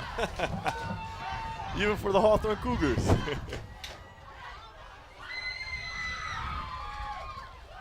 So the Cougars, if they can put something else on the board before halftime, they'd be right back in it. 3 receivers to the near side for Michael Culpepper.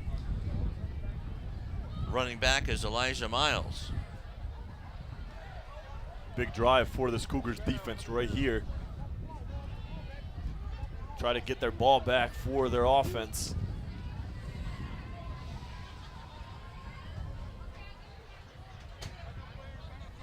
It's taking a long time to get this drive going. Yes, it is.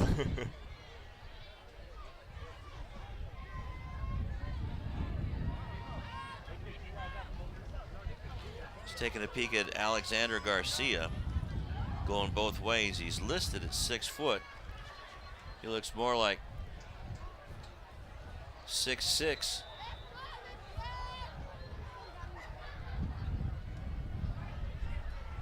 That's a big boy down there. Pass on the flat, complete, and buried into the ground. Nice tackle after the catch by Artemio Torres, with a nice gain of about 5 yards.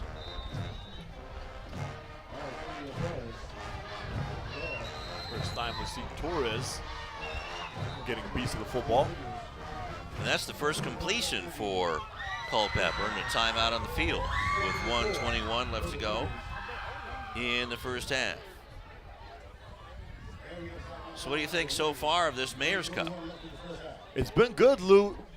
It's been a tale of 2 different stories from first to second quarter. Like I said, it was back and forth, very close matchup in the first quarter, and then the penalties have cost the Hawthorne Cougars here in the second quarter, and Leuzinger has just pounced on them and opened up a huge lead.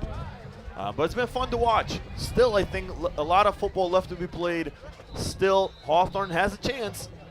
We'll see here. This minute and 21 seconds will say a lot. But Sure all will. smiles on the Leuzinger side. Now, just looking at the Hawthorne roster sheet, there's 2 79s, and the 79 that we're probably seeing out there at the left end is DeCallan Potts, 6'3", 280. But at any rate, there goes Miles again. It was tackled out of bounds, but don't think there's going to be a penalty flag there. But Miles with a nice gain towards midfield. Going to mark it at the 49-yard line. There you see that run to the outside. That looked clean. It is football. Sure is. So what was that, a 19-yard run?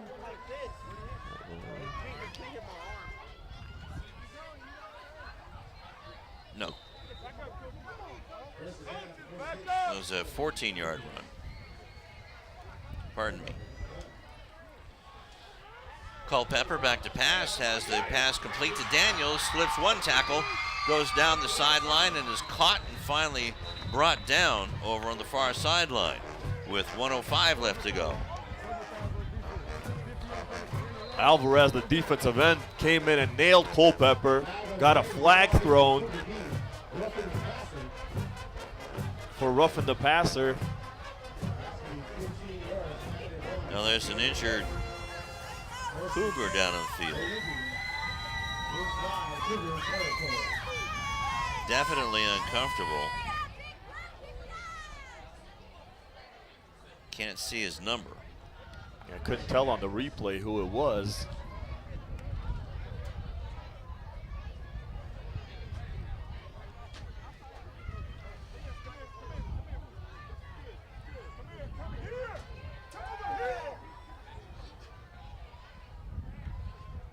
As the Olympians gather up here with a minute 05 to try to talk some more strategy. So that's Nick Robledo. That's the brother of quarterback Josh Robledo. So let's hope he's okay. Outstanding linebacker for the Cougars. Got a chance to talk to him as well during training camp. A good kid and really worked hard in camp to try to get not only himself ready for the season, but try to get the underclassmen ready for this season. He said we want to really change the culture of Hawthorne football back to its winning ways, and he said we're doing everything we can on our side here in practice and in training camp at that time, and as well, of course, doing a great job 4-0 coming into this ball game. So a 33-yard pass play on the last pass play to Daniels, and a loss on the play that time on the handoff. So Miles can't get back to the line of scrimmage. It's a 2-yard loss. So it'll be 2nd and 12. And the pass is complete inside the 15-yard line. And that was to Torres. Going hurry up now are the Olympians. Towards the end zone, it's caught on a nice catch in the end zone by Loveday Shabuizi. Touchdown, Leuzinger. And the third completion for Culpepper is a big one, 4-6 to Loveday. So that was a 14-yard pass to Loveday Shabuizi.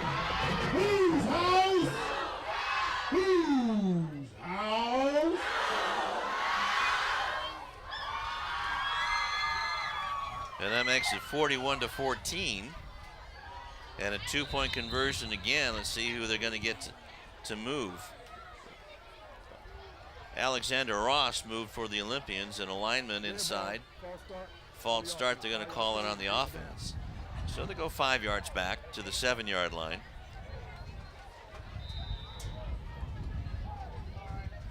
Wow, Lou, what an offensive, defense, and special teams display by the Olympians here in this second quarter.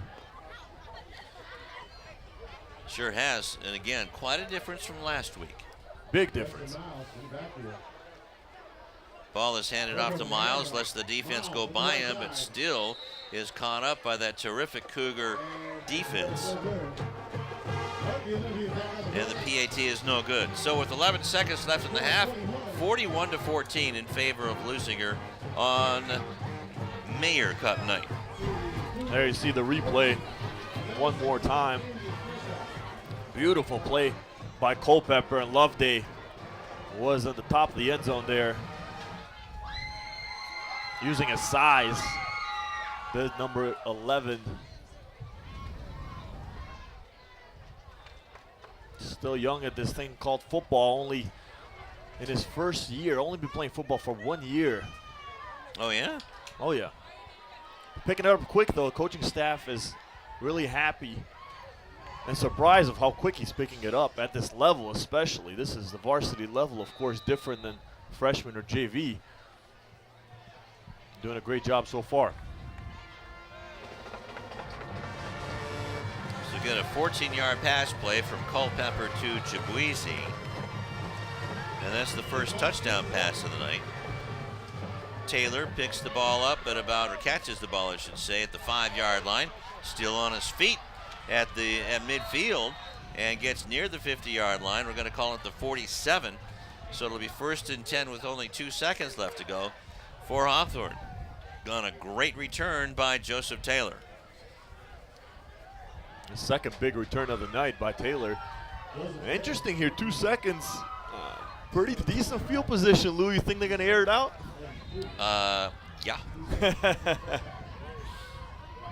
Coach Henderson said they do play with that mentality, nothing to lose, so. Absolutely. Throw it up there, why not? See what happens.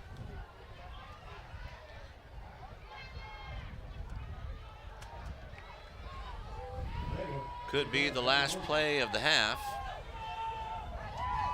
Snap hangs up there. Look out, here comes some linebackers, but the ball is caught by Wartell. And the horn sounds, and so does the half. After about a yard gain. Actually, the ball was caught by DeJuan Burden. So going into the locker room, it is Leuzinger with a commanding 41-14 lead. Mayor's Cup on the line.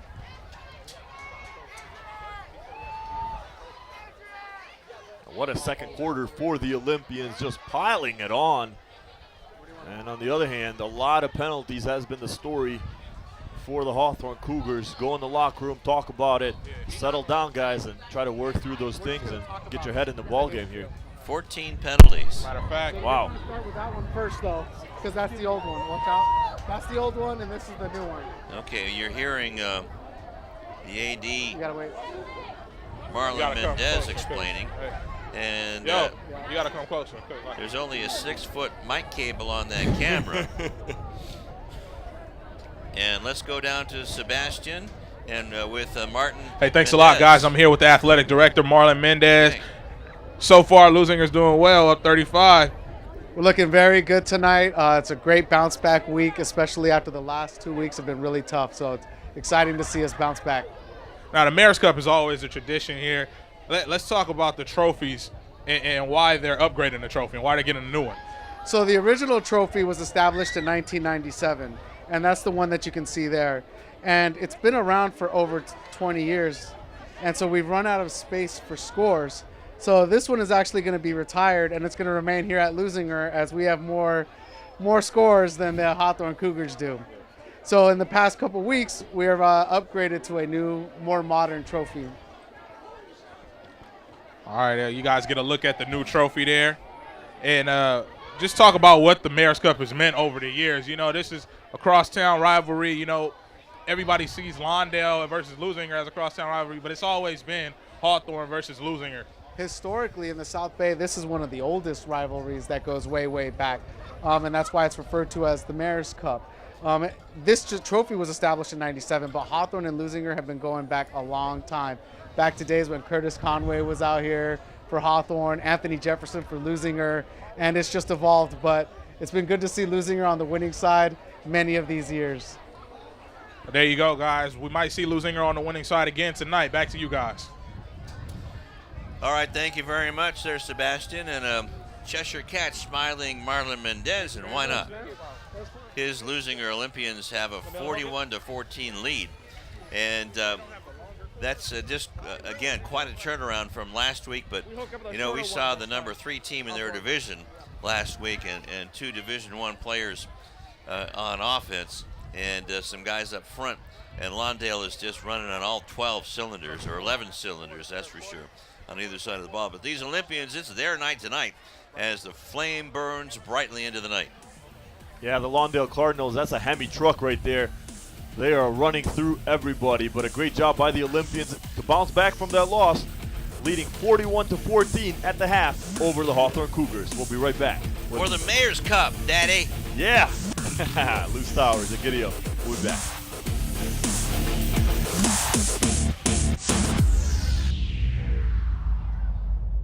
Hi, I'm Donnell Beverly from the University of Connecticut, home of the 2011 National Championship UConn Huskies basketball team, and your Leuzinger Olympians.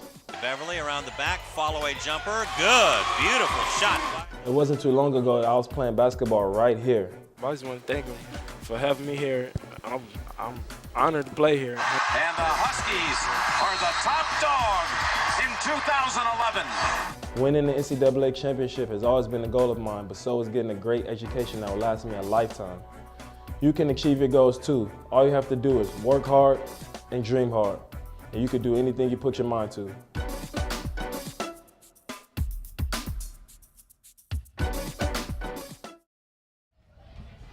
Back here at Lou House, Mayor's Cup, and it is 41-14 in favor of Leuzinger. Third quarter about ready to start. Let's go down to Sebastian. Hey, thanks a lot, guys. I got to be in the locker room with the Hawthorne Cougars, and Coach Henderson was just telling his guys, they are not 41 points better than us. We are not making right decisions out there, and also a lot of tension in the locker room between the players, but they eventually said, hey, we're brothers and we need to get through this together. Leuzinger has been kicking our butts for years, and they feel like they have a great chance and they feel like they are the better team. Now, Henderson being in his first year here at Hawthorne, you know, he already has 4 wins. That's already 4. If he has 4 more wins, he already has more than any of the coaches from the last three decades here at Hawthorne. You know, Coach Paysinger with 8 wins, another coach with 1 win, and a coach previously only with 7 wins. So he has the opportunity to do something with these guys that has not been done in a very long time. And he's very passionate about it, and he looks like he's trying to get those guys there. Back to you.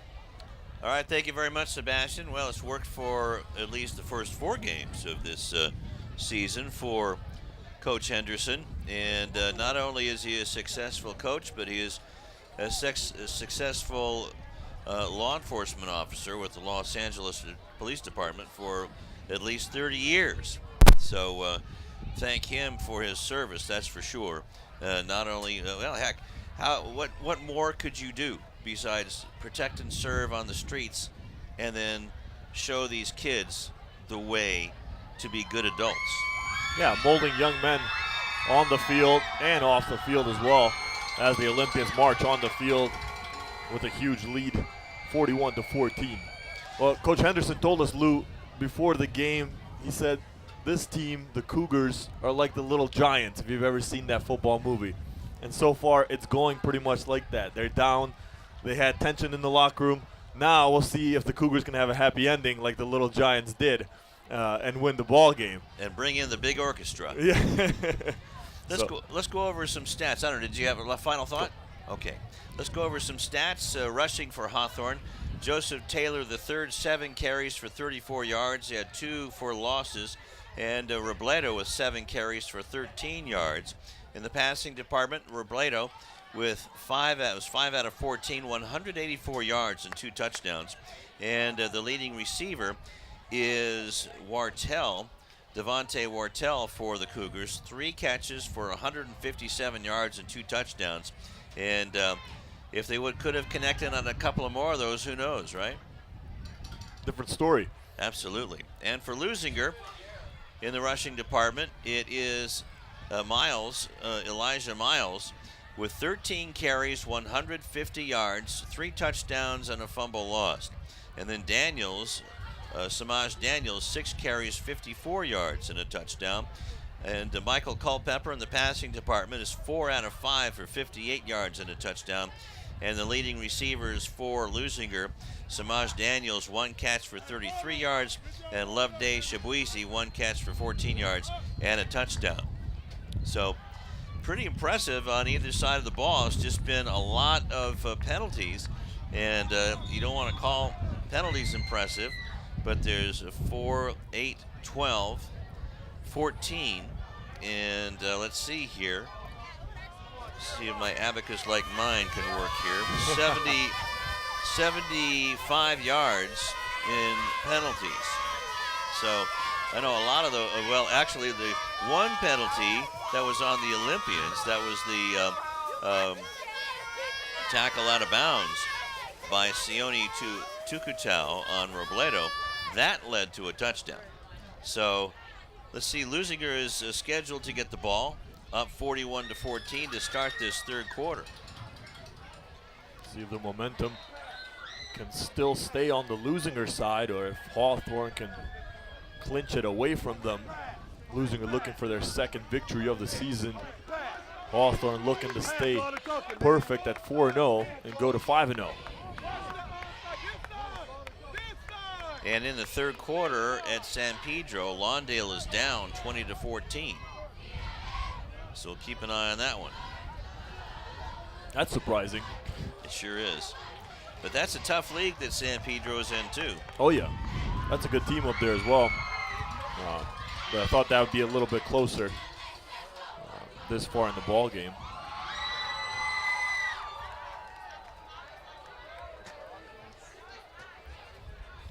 Well, that's how tough that league is if they've only scored 2 touchdowns. So getting ready to kick the ball off is Hawthorne.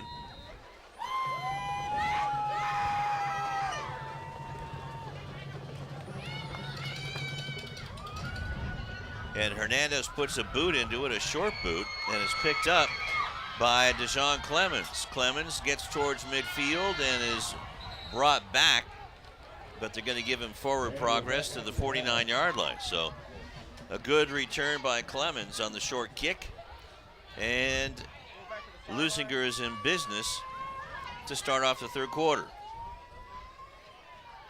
big defensive series coming up for the Cougars. See how they come out of that locker room. Sebastian said that Coach Henderson talked to his guys, say, hey, this is not us on the field here today. We got to play Hawthorne Cougars football. And this first defensive series will go a long way to say how the Cougars play the rest of the ballgame. Now the Olympians finished up the first half by throwing the ball. Let's see what they do coming out of the power I. Play action goes down the sideline on the timing pattern, and a nice defensive play by Devon Houston, or that would have been 6 for Loveday Chibuizi. Houston getting a hand on it. Let's go, Loveday! Keeping Loveday, the big target, from catching the ball. That would have had Houston, we have a problem then. Loveday would have been in the end zone. That's right. Loveday split out to the near side, the only receiver on the right. Ball is handed off to Daniels, breaks one tackle, gets inside of Cougar territory for the first down, still on his feet, and finally brought down at about the 37-yard line of Hawthorne. What a run by Samaj Daniels, the junior. Textbook running right there. Right down the middle, hard-nosed. Keep your feet moving, lower your shoulders. Boom, right through the defenders. Took a Cougar with him there. There you see it, get a better view from up top. Great running. There's the Cougar he trampled on the ground. Culpepper going down the sideline again. Loveday, Chibuizi, touchdown Leuzinger. A 37-yard pitch and catch, and it is now 47-14, Leuzinger. Houston, now we have a problem. Houston got burned on that one there, Lou. And Loveday made him pay his second touchdown of the night. Second hookup, the first one was 15 yards, this one 37 yards.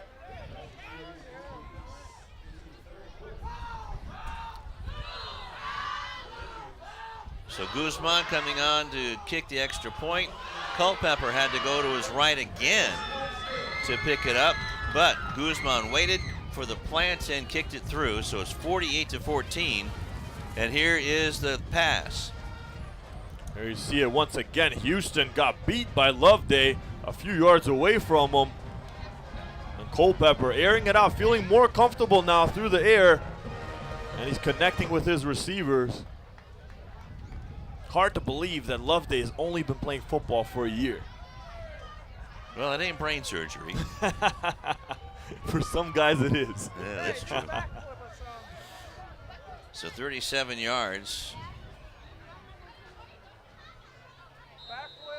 4 plays on that.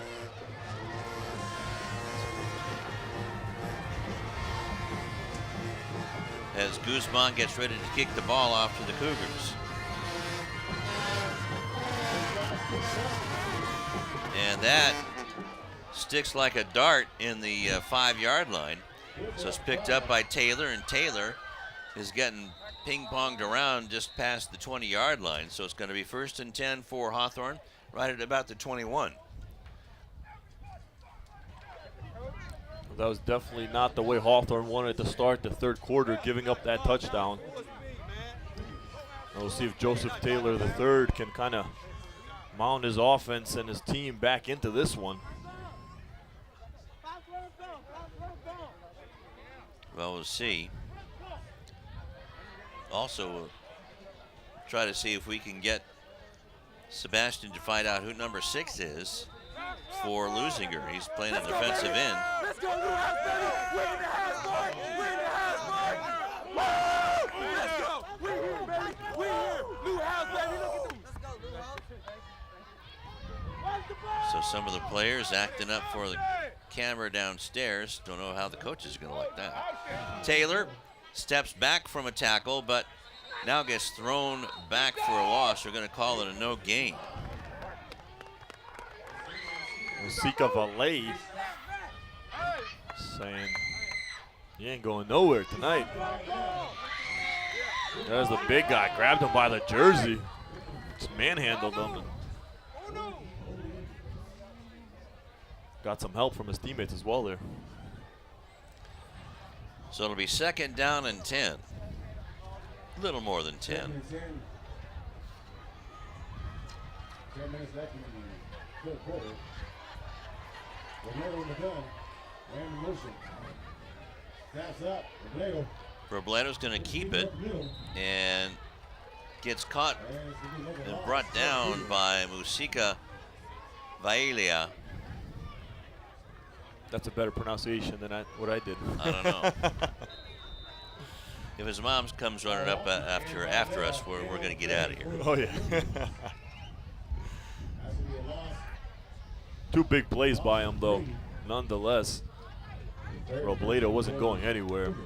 Now it's 3rd and long for the Cougars. So a 3-yard loss, it'll be, or 2-yard loss, excuse me, so it'll be 3rd down and 12.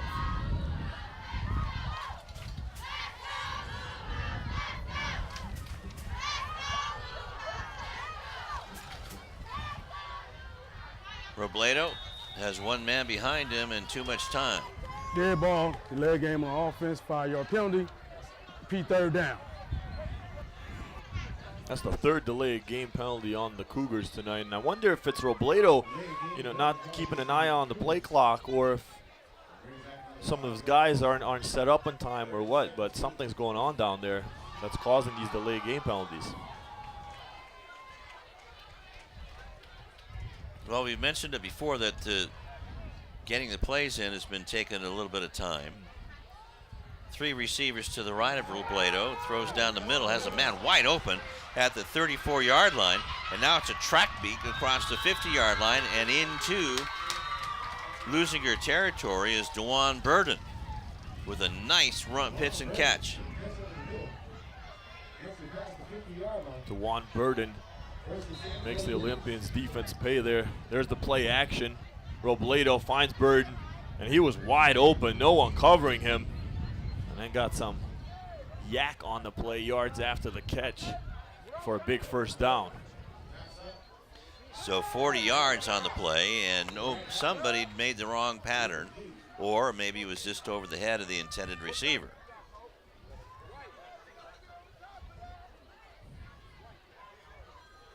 Intended for Devon Houston.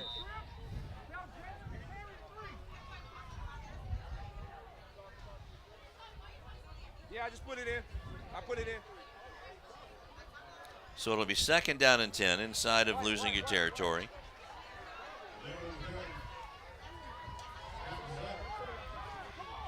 Swing pass and a loss back to the 50-yard line. That's going to be a 4-yard loss and a terrific play by Leuzinger's defense.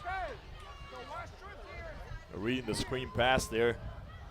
That was to Taylor. Wasn't going anywhere. Quick dump off by Robledo. And a great job. Our man Butler. Butler right there. Serving the defense, or the offense, I should say. So about a 4-yard loss. 3-yard loss. That'll be 3rd down and 13 from the 50-yard line. High snap. Robledo recovers. Wide receiver screen to Wartell.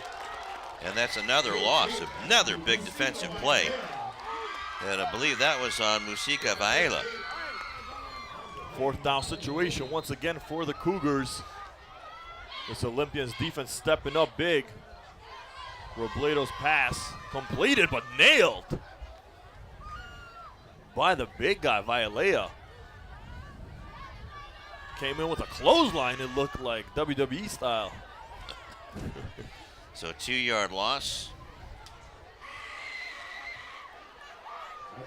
And they're going to go for it.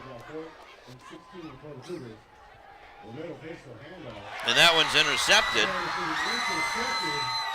by Torres.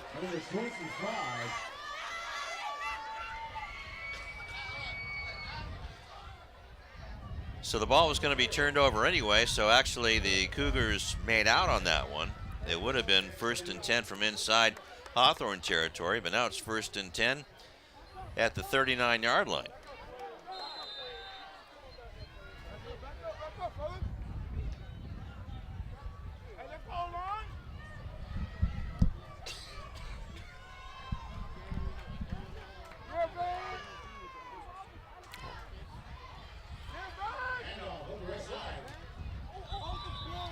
And the ball came out after the runner was down. I do believe that was the fullback, Yetz.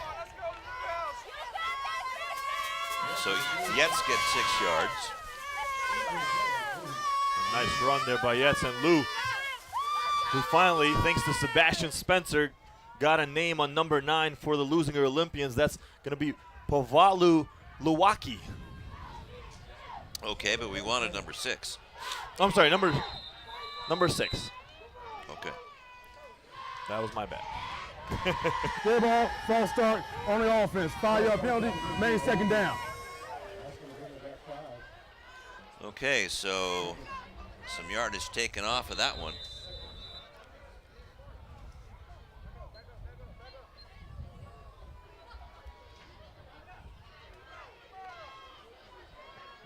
So it'll be 2nd down and 8.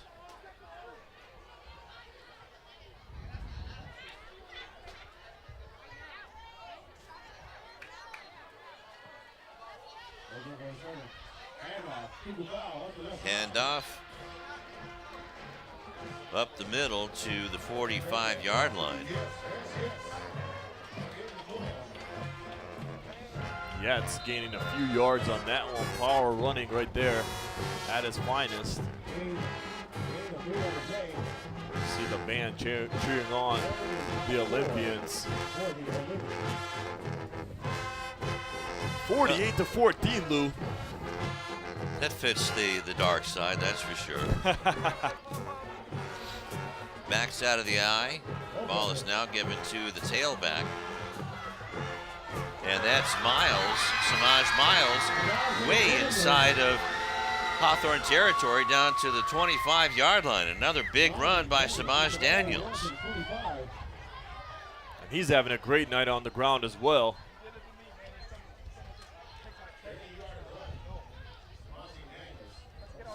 There you see some nice moves on the inside, juking the defenders, a stiff arm, and then just carrying a few Cougars with him on the way to a big first down. That was a 36-yard trap play. Daniels dotting the I. Yes is in there, and another offside. Dead ball, offside on the defense. 5-yard penalty, remains first down. That one was on DeClayan Potts. Big plug in the middle. Oh yeah, can't miss him.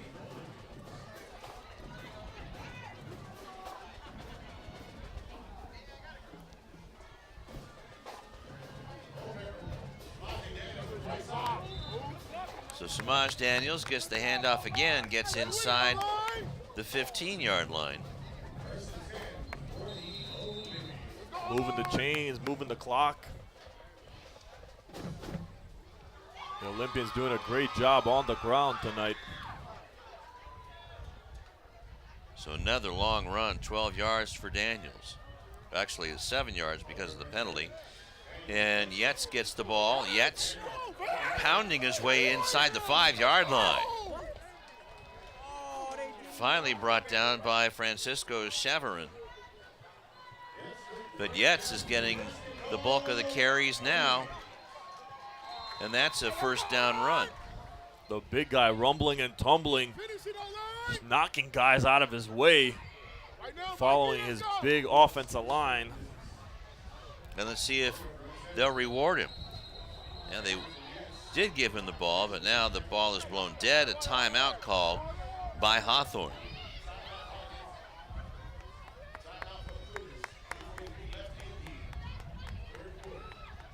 Great job running the ball, have been the Olympians here, but no signs of slowing down or no signs of the Cougars defense stepping up to stop the run here tonight.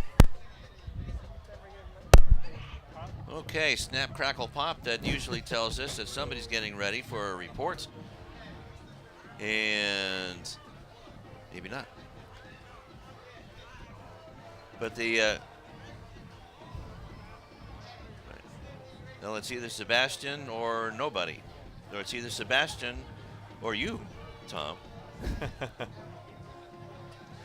And now let's go down to Sebastian. Hey, thanks a lot, guys. With the Hawthorne Cougars coming in this game undefeated, you know, they probably haven't played too many teams with a lot of competition. Leuzinger is probably the stiffest competition that they have faced to date, but it's not going to get any easier for them in the Ocean League with Beverly Hills, Santa Monica, and two undefeated teams already, which is which is El Segundo and Culver City. So we'll see how they do against both of those teams. Back to you guys. All right, thanks, Sebastian. And while that was happening, Yates with his first touchdown of the season that we know of. Vance Yates the second. So Not to be confused with the congratulations to first. him. With a 5-yard touchdown run.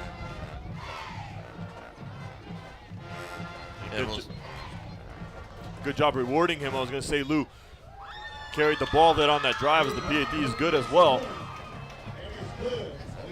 So with 3:29 left to go in the third quarter, it's 55-14 for the Mayor's Cup. As here's the replay, and he just follows this big offensive line into the end zone.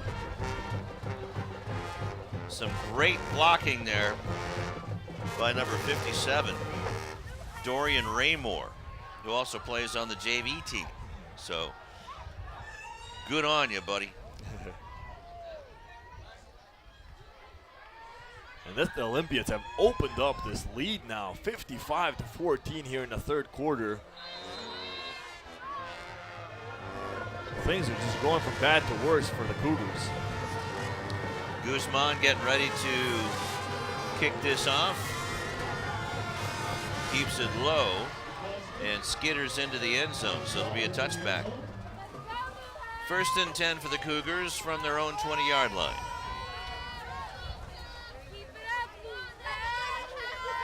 Coach Henderson, there you see him right there. His first season as the Cougars head coach did say, this is the toughest competition we're going to play so far in our schedule, like Sebastian said. And it only gets tougher from there. Tough Ocean League, El Segundo, Culver City, Lawndale, and then also Santa Monica and Beverly Hills also in the mix as well.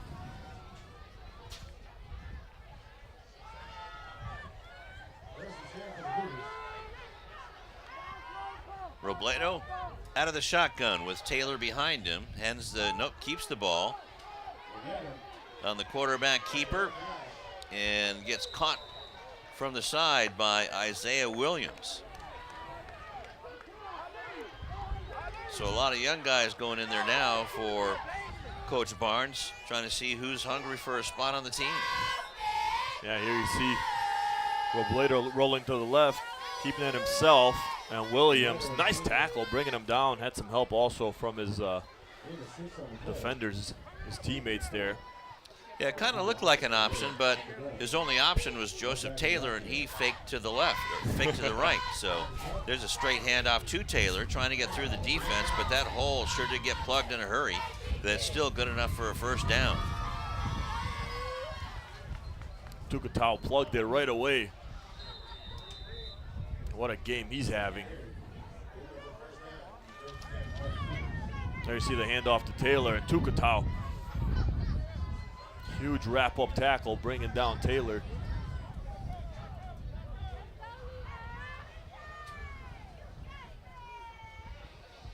So the ball is at the 33-yard line after the nice 9-yard gain.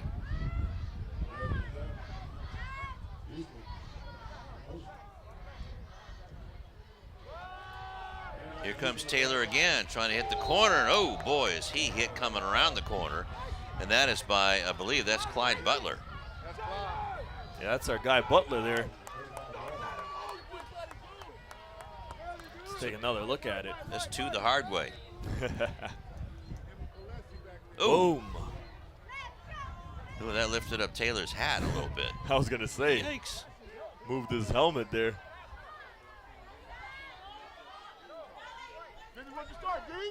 That's why you tighten the straps.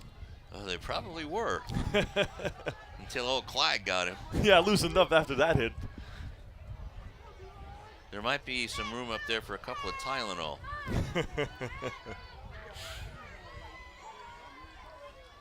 High snap. Robledo has to catch, and this is a busted play now.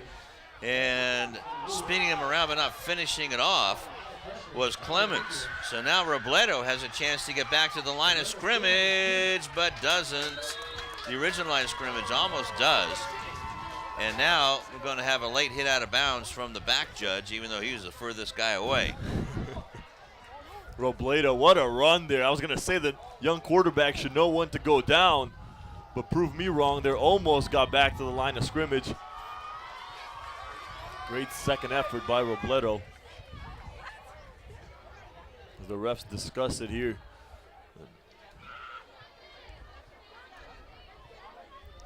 You're right, the farthest ref from the action called it. They call a holding on Hawthorne.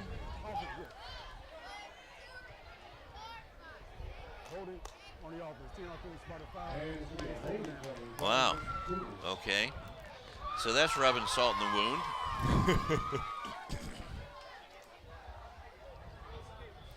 So a 10-yard penalty. That's the second 10-yard penalty. All that effort from Robledo for nothing. I think he ran about 342 yards in that one play. And now it's going to be from the spot of the foul, second down at about 22.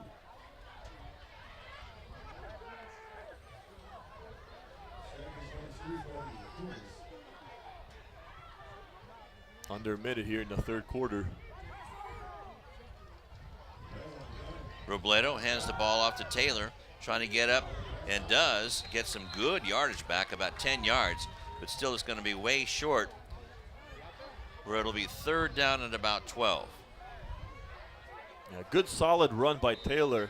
If that penalty hadn't occurred, this would have been a way more manageable third down coming up for the Cougars. There you see him getting to the outside, lowering his shoulders, taking that hit like a true running back. Boom. Butler on the play again. I think he's going to see, Taylor's going to see number 24 in his sleep tonight. And we have some movement on the line again. Liam, chill out, Liam. Chill out. Good ball, false start on the offense. 5-yard penalty, made third down. And another penalty on the offense. 18 penalties on Hawthorne. These teams playing opposite, like Leuzinger's 4-0 and Hawthorne's 1-3. But like I said in the beginning of the ball game, don't look at the records. They don't matter in this rivalry game. So a timeout on the field after the third quarter comes to an end. The Hawthorne Cougars have 18 penalties for 100 yards. That's an Alka-Seltzer moment for a coach. But I think we've probably seen the last of Messrs. Miles and Daniels, but we'll see the next time that Leuzinger gets the ball back. 55-14, and I would imagine that clock is going to be rolling. 12 minutes and counting.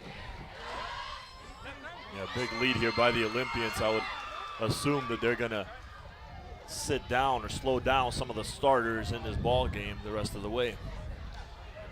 So we got to 3:29 of the third quarter. Vance Yetz had a 5-yard run, 6 plays, 61 yards, and 2.5 minutes. The point after was good to make it 55-14. So then we have two catches by Chibuisi for touchdowns, so he has 2 touchdowns. Culpepper with 2 throwing, Yetz with 1, Miles with 3, and Daniels with 1. So spreading the scoring around. There's not just one guy on this Leuzinger team, and that's good to see them blossom tonight.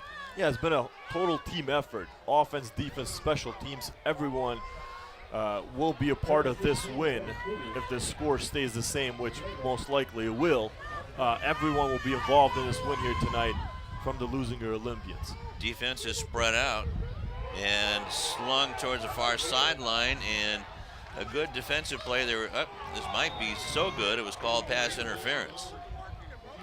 I was thinking the same thing. Great job on the coverage there. by Malone, but ref didn't think so. Jeremiah Lima was the intended receiver. So maybe because he didn't look up at the ball, it's going to draw that pass interference. Yeah, Jalen Malone came across and just belted Alima.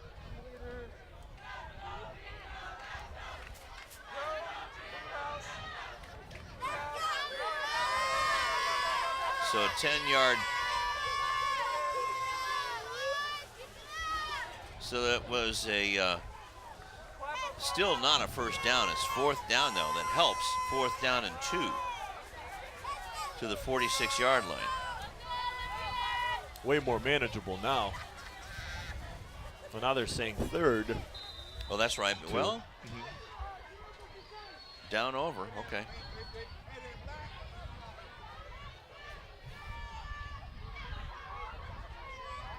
So it's 3rd and 2 from the 44-yard line.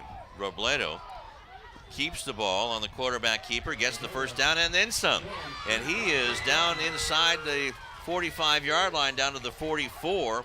Finally brought down by Leuzinger's Micah Palmer. Robledo's doing such a great job on the ground. I don't know why they haven't used him on the ground more and let him keep the ball himself. Every time he's ran, he's gotten big chunks of yardage, and another big first down for the Cougars. There you see it. The play action, keeping it himself. He's very elusive. That's a 6-yard gain, excuse me, a 16-yard gain by Robledo. Play action, throw across the middle, is caught. Another first down by Hawthorne. Tackled by Sione Tukutau. And Devontae Wartell with another catch down inside the 25-yard line to about the 24.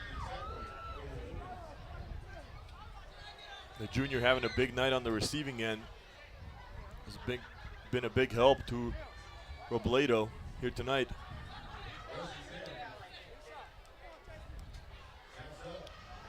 On the quarterback keeper again. Gets around the edge and goes out of bounds. But a nice gain, about 6-7 yards.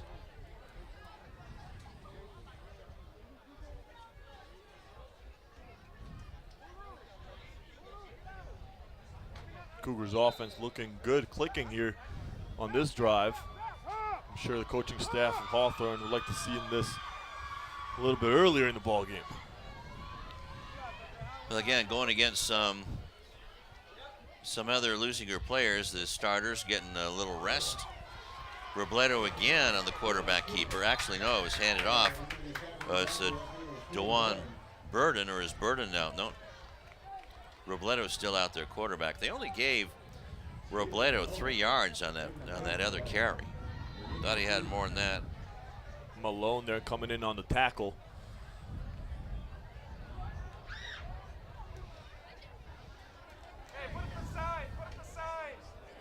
Clock keeps winding down here in the fourth quarter. Well, that score over 40 points. They're just going to keep it running. Robledo looking left, now throws toward the end zone. Wide open man, but overthrew him. And that was Devon Houston. Had Houston in the end zone wide open. Just could not connect with him. There you get another look at it, rolling left. Houston doing a good job getting open, getting past the defenders. Just the ball was way overthrown. Well, Coach Henderson would also like to have Anthony Lewis at quarterback, but Robledo's coming on and really has done a good job. Heck, he's 4-0 coming into this game and hasn't looked bad tonight, just running into a buzzsaw called Leuzinger tonight. Robledo has never played quarterback before the start of this season, before training camp pretty much. He's got on the quarterback keeper out of the option, tried to go over guard, and just got swallowed up like the deep blue sea.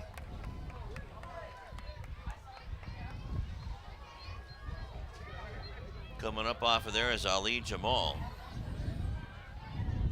Robledo will move to wide receiver when the quarterback switch happens.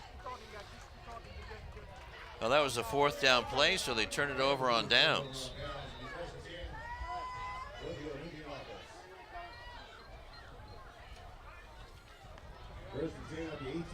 So Samaji Daniels was out there. Now he comes off. Looks like Butler's going to be the running back. Why not? He hits hard.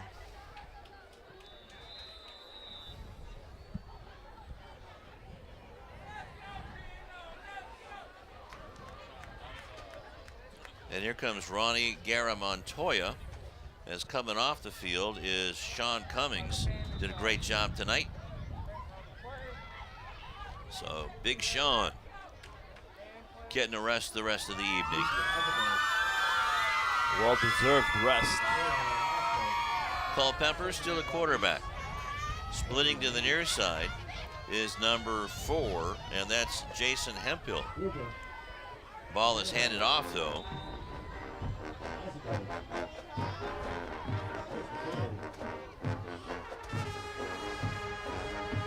And that's Clyde Butler again, getting 2 more yards.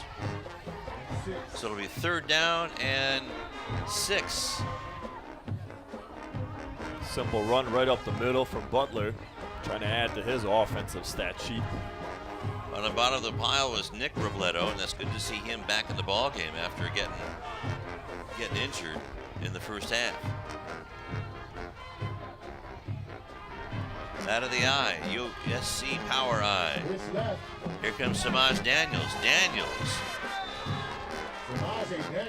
Frederick Williams with the tackle there, but not before a 1st down. Samaj Daniels can really hit that hole fast. Yeah, we've seen what he can do with the football on the ground, and he's had a great night running. Lowering his shoulder, getting a few extra yards as well there after that boom. Strong runner for the Olympians. So an 11-yard gain for Samaj. And handoff right up the middle. And that's Ali Jamal. Jamal getting the carry there as the fullback. Why not get everybody in the mix? Sure. When you getting down there? After the series. Okay. So the fullback gets the carry, and that again is Jamal. Jamal may have gotten back to the line of scrimmage, and that's about it. So it's going to be 3rd and 6 with 4:14 and the clock running in the 4th quarter. Mayor's Cup night, 55-14, Leuzinger with the lead. So not only is Leuzinger going to keep the old trophy, looks like they're going to get the new one as well. Handoff, Daniels cuts back outside, now comes towards the sideline inside of Hawthorne territory, finally tackled at about the 43-yard line. Big 1st down there by Samaj Daniels, the junior, once again getting it done on the ground. And once again, we'll credit the offensive line with some nice blocking up front. But the speed of Daniels helped them there as well. You can see it. What a burst. Tyler Johnson with a big hit. Samaj Daniels again hits the hole. Spins his way down inside the 30-yard line. Finally brought down there by Hawthorne.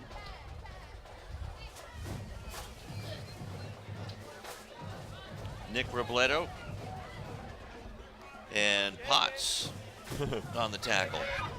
There you see it again. Let's credit Curtis Hunt, the pulling guard for Leuzinger, number 78, who opened up some space there for Daniels on that big run.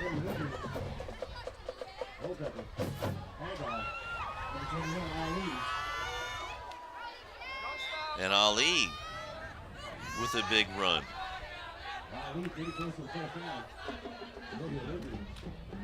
Down inside the 20.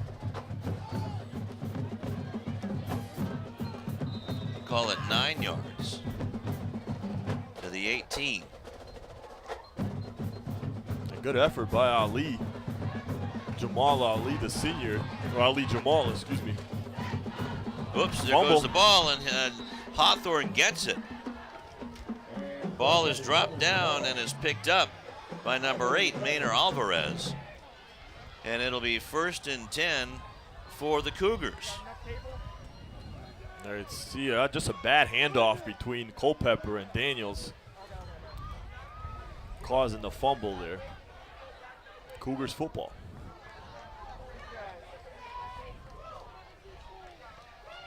So Hawthorne gets one more try at it with 1:40 clock running.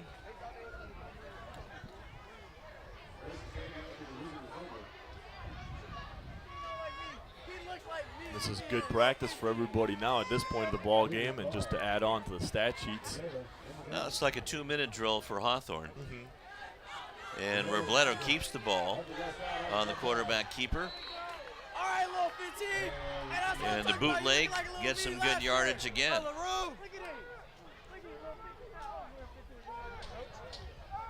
Yeah, nice run once again from Robledo, excuse me. What a hard-working young man, too, when I was at training camp. He was there way early, 15 minutes to 20 minutes early. Practice his throwing, stayed after another 20 minutes after practice, practicing his routes, practice his throwing. So, hard-working young man. And it's paid off 4-0 up to this point. Looks like they're going to take their first loss of the season, but still a good job done this far. 2nd down and 3, and Robledo throws the ball downfield, and it's almost picked off, but there's going to be a flag thrown.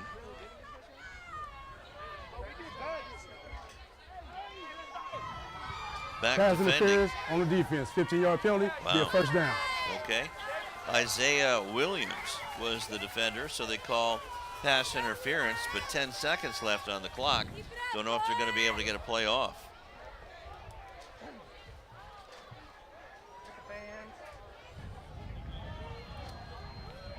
There's the play action. And, I don't know if I saw the pass interference there, but. Me neither, but at any rate, the horn sounds and that ends the ball game. And the Mayor's Cup stays here at Blue House. Whose house? Whose house? Blue House. 55-14 in favor of the Olympians. Great job done by the Leuzinger Olympians, hanging on to the trophy. They go 9-2 in the last 11 years that these two teams have paired up. So the Hawthorne Cougars drop down to, see if I can find, there they are. Drop down to 4-1. And the Leuzinger Olympians improved to 1-3. Excuse me, 2-3. So this team can score. They put it all together tonight in the big Mayor's Cup win, 55-14. A great win from the Olympians. Totally turned it up to the start of the second quarter and just did not let off. A tale of two different stories here from the first quarter to the second, third, and fourth quarter for the Olympians. So Hawthorne has one more preseason game with Torrance at Lawndale High School. Or excuse me, got too many schedules here in front of me. They start off their league schedule with Beverly Hills, and then Leuzinger welcomes in South High from Torrance. So that's going to be, gosh, boy, how did that happen so fast? Preseason happened so fast. We already got league going in the Ocean League for the Cougars and the Pioneer League for Leuzinger Olympians.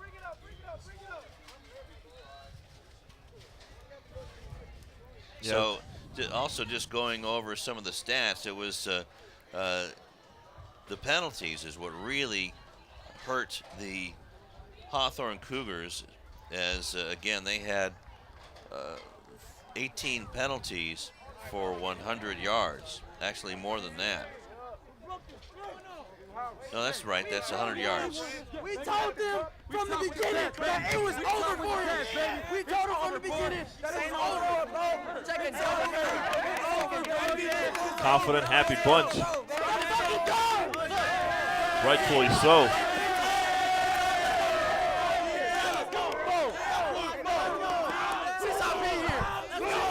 Okay, yeah, a lot of these kids have not experienced the Mayor's Cup in the Hawthorne locker room or the Hawthorne trophy case. And of course, coming into this ball game, there was a lot of hype about the Hawthorne Cougars. Undefeated, 4-0. Of course, the competition, you can argue, wasn't the best that they played, but still, 4-0 is 4-0. And perhaps maybe some people overlook the Leuzinger Olympians, but man, they won after this ball game, 55-14. But the big storyline was penalties on the Hawthorne side for sure. Well, while we're waiting for some, or is the presentation going to happen right now? So I'm assuming that the presentation is going to happen right now. And there we go. Let's go down to Marlon Mendez. Before we hand over the trophy to keep it for another year at its home, I'd like to introduce Councilman Pat Kearney and City Clerk Rhonda Hoffman-Horman. So they will each hand to our young team, our proud Olympians. Great job today on the win. Please hand the trophy.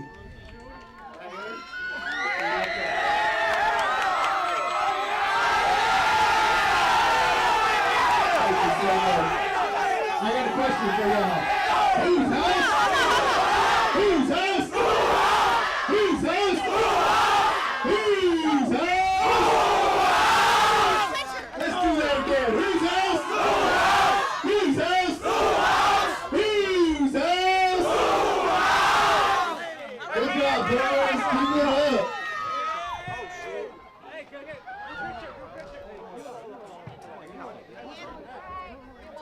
All right, let's see if Sebastian have any interviews going on down there. I see him carrying a microphone that's not connected to anything. Sebastian, you ready for the coach interview? Yeah. Okay. Okay. I guess we'll keep it up here then. Yeah. And tell you that besides that excitement, that the Mayor's Cup stays right here. That Lawndale defeated Torrance 35-26, coming back, San Pedro, after being down 20-14 going into the third quarter. They outscored San Pedro 21-6 in the fourth quarter. So congratulations to Travis Clark and Lawndale. They're now 4-0 with a big 35-26 comeback win. Let's go down to Sebastian. Sebastian, go. Thanks a lot, guys. I'm here with Coach. Coach, how does it feel to get your first Mayor's Cup win and in a deciding victory like this? Feels good. Feels good. The kids been talking about it all week. They were excited about it, got fired up, and they did what they were supposed to do.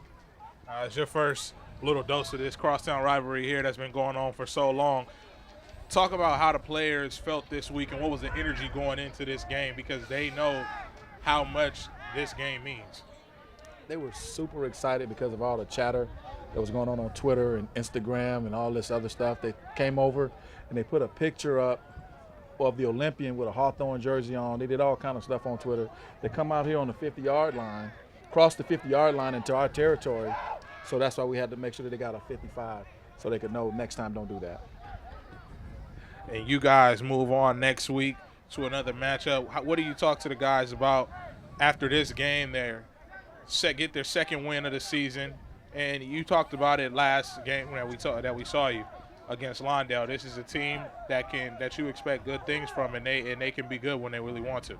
No, we're really excited about it. We got a bye week next week, and then we go to South Torrance, so we're pretty excited about that. These guys just played them, so we got the film, and I think we're gonna be okay. Well, Coach, good luck to you, and congratulations on your first Mayor's Cup win. Back to you guys.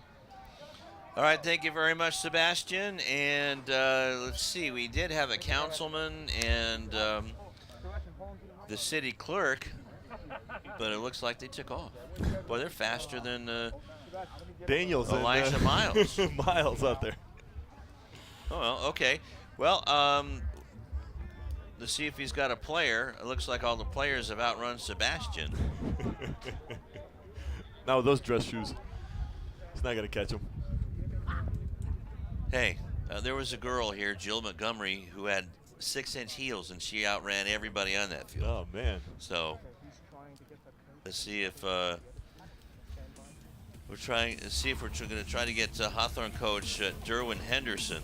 But while we're working on that, why don't we take a timeout on City TV with the Mayor's Cup going right where it has been for quite a while. 55-14 in favor of Leuzinger over Hawthorne. We'll be back.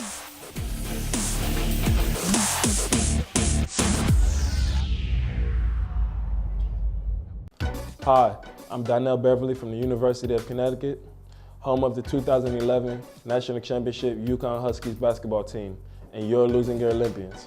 Beverly around the back, follow-away jumper. Good, beautiful shot.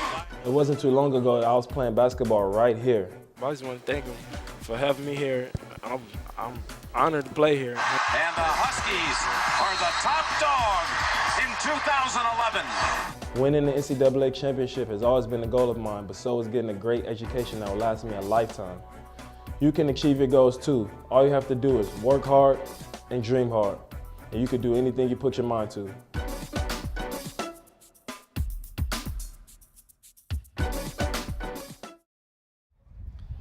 55-14, Cougars lose to the Olympians in the crosstown rivalry that keeps the Mayor's Cup right here at Lou House. And let's go down to Sebastian. Hey, thanks a lot, guys. I'm here with Coach Henderson for the Cougars. Coach, I know you talked about this win, this loss coming in after the half to your team. How do you think they took it? I know that they're devastated from it, but like I said, it's not life or death for this right here. We have to concentrate on the league. I saw some positive things in here.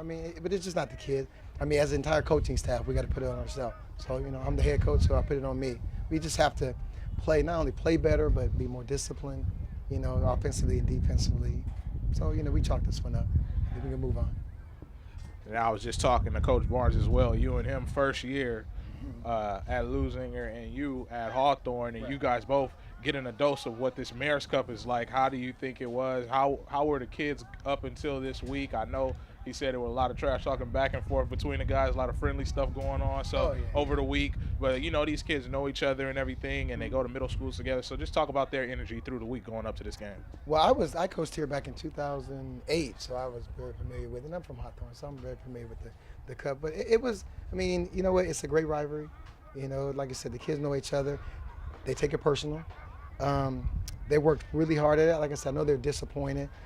You chalk it up. We got next year. There'll be years to come for them to play in this. The most important thing was to come out of this healthy, get ready for league. Also get a little better. Execute a little better on both sides of the ball. But the kids enjoyed it. Like I said, hey, the game's over. We got to move on. We got to concentrate on the Ocean League now. And one of the most important things, Coach, and like you said, a lot of positives to take away, is like we were just talking about the culture change there at Hawthorne. And what are you trying to instill in these players that that makes them have a different mentality about wearing that Hawthorne jersey? Well, one is being physical, number one. Two is, execute every single play. Don't take a play off. And I know in the past, there was discipline issues or things like that. But it's been about discipline, executing each play. Each play is important. Each play can win a game. That's like I always tell them, you be the one to win the game. You make that play. So there were some times that we lost focus, lost discipline. We matter of fact, ran the wrong route. We had certain blocking schemes that we did and we didn't do it. So like I said, not only did I learn something, but they learned something today too. So we can take some positives away from it. Well, Coach, good luck to you in league. Appreciate it. All right. Appreciate you guys. There you go. Back to you guys. All right, thank you very much, Sebastian. And again, the final score, 55-14. We'll be back with some stats and the player of the game and the tip of the hat right after this on City TV.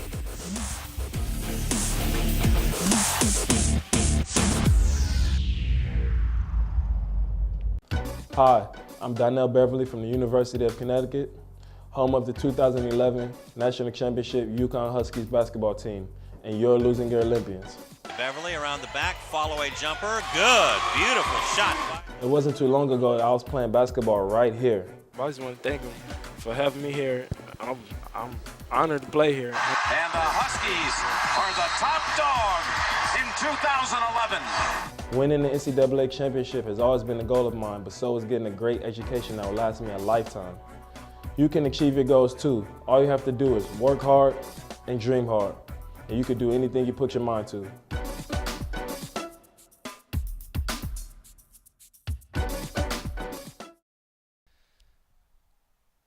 Back at Olympian Field, along with Egidio, Deliu, I'm Lou Stowers. On the field, Sebastian Spencer. A great job, Sebastian, as always. 55-14, Leuzinger blasts their way to their second win, and they're now 2-3 over Hawthorne, who suffers their first loss of the season. They are now 4-1, and what a surprise it was to see Leuzinger bust out like that. Yeah, penalties was the storyline here, especially on the Hawthorne side. 18 penalties for about 100 yards on this ball game. That was the deciding factor for the Cougars. Gave them their first taste of defeat in this young season. That's right. And just going over some stats, rushing stats for Hawthorne.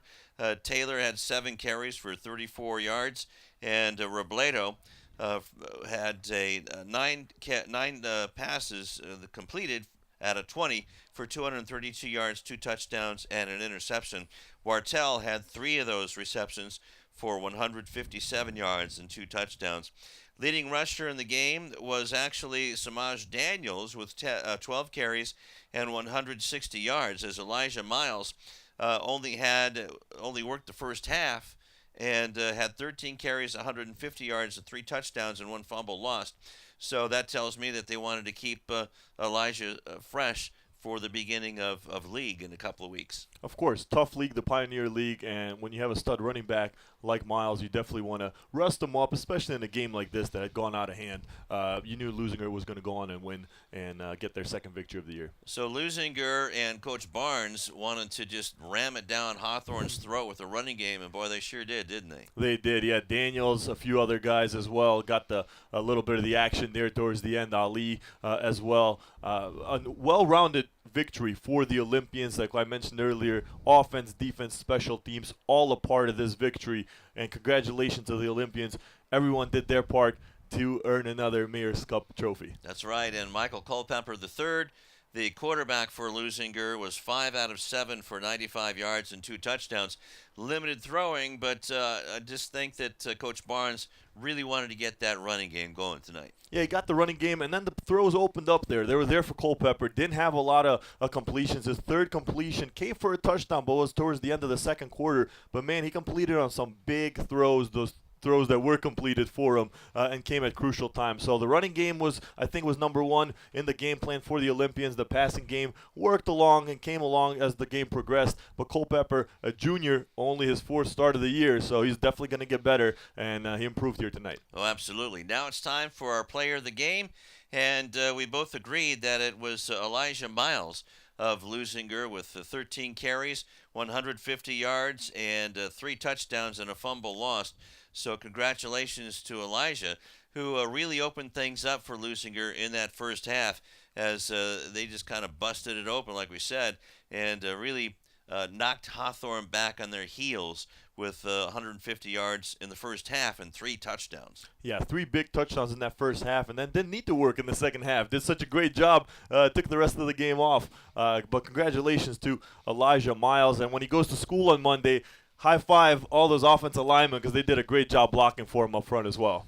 Oh, absolutely. And now it's time for what everybody waits for, and that's the tip of the hat. And since both of our guys were here, Leuzinger and Hawthorne, we have to go to the Hawthorne. We don't have to go to the Hawthorne sideline, but still a lot of heart showed by the Hawthorne Cougars tonight in that 55-14 loss, led by our tip of the hat player of the game, or our tip of the hat of the game, who is Joshua Robledo. Congratulations. Yeah, great job of him tonight. The quarterback, Lou, outstanding, unfortunately, in the loss. But and there you see Rufus right over there. There he is. Okay. Still in spirit here. That's right. And again, he was 19 out of 20 for 232 yards, 2 touchdowns, and an interception. Also had some good running yardage in there as well in the second half. And these Hawthorne Cougars really have nothing to hang their heads about because they can only learn from this experience because their league is also going to be a very tough league as well in the Ocean League. Yeah, El Segundo undefeated. They defeated Torrance here tonight, 41-10.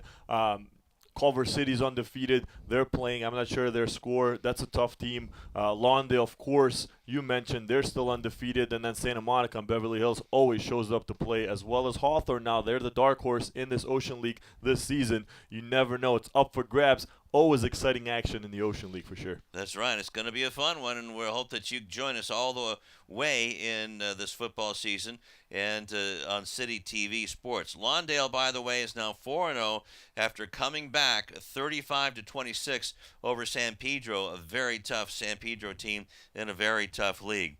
Well, that's going to do it for us here at Olympian Field on the campus of Leuzinger High School. Or next week, we're going to go back to Lawndale, where Torrance is going to be at Lawndale in the Cardinals' Nest. Can't wait to be there. Can't wait to see Lawndale firsthand myself. I'm excited to see that team. A lot of talk, a lot of hype from the Cardinals. That's I'm right. excited.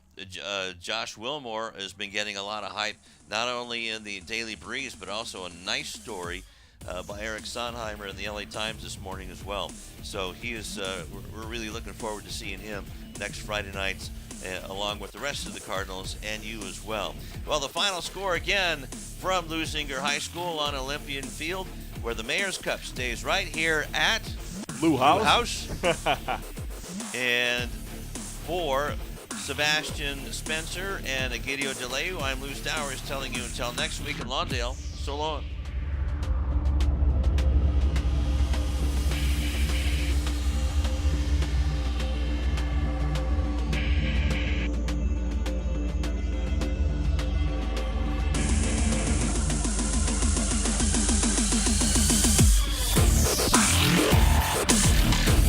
Yeah.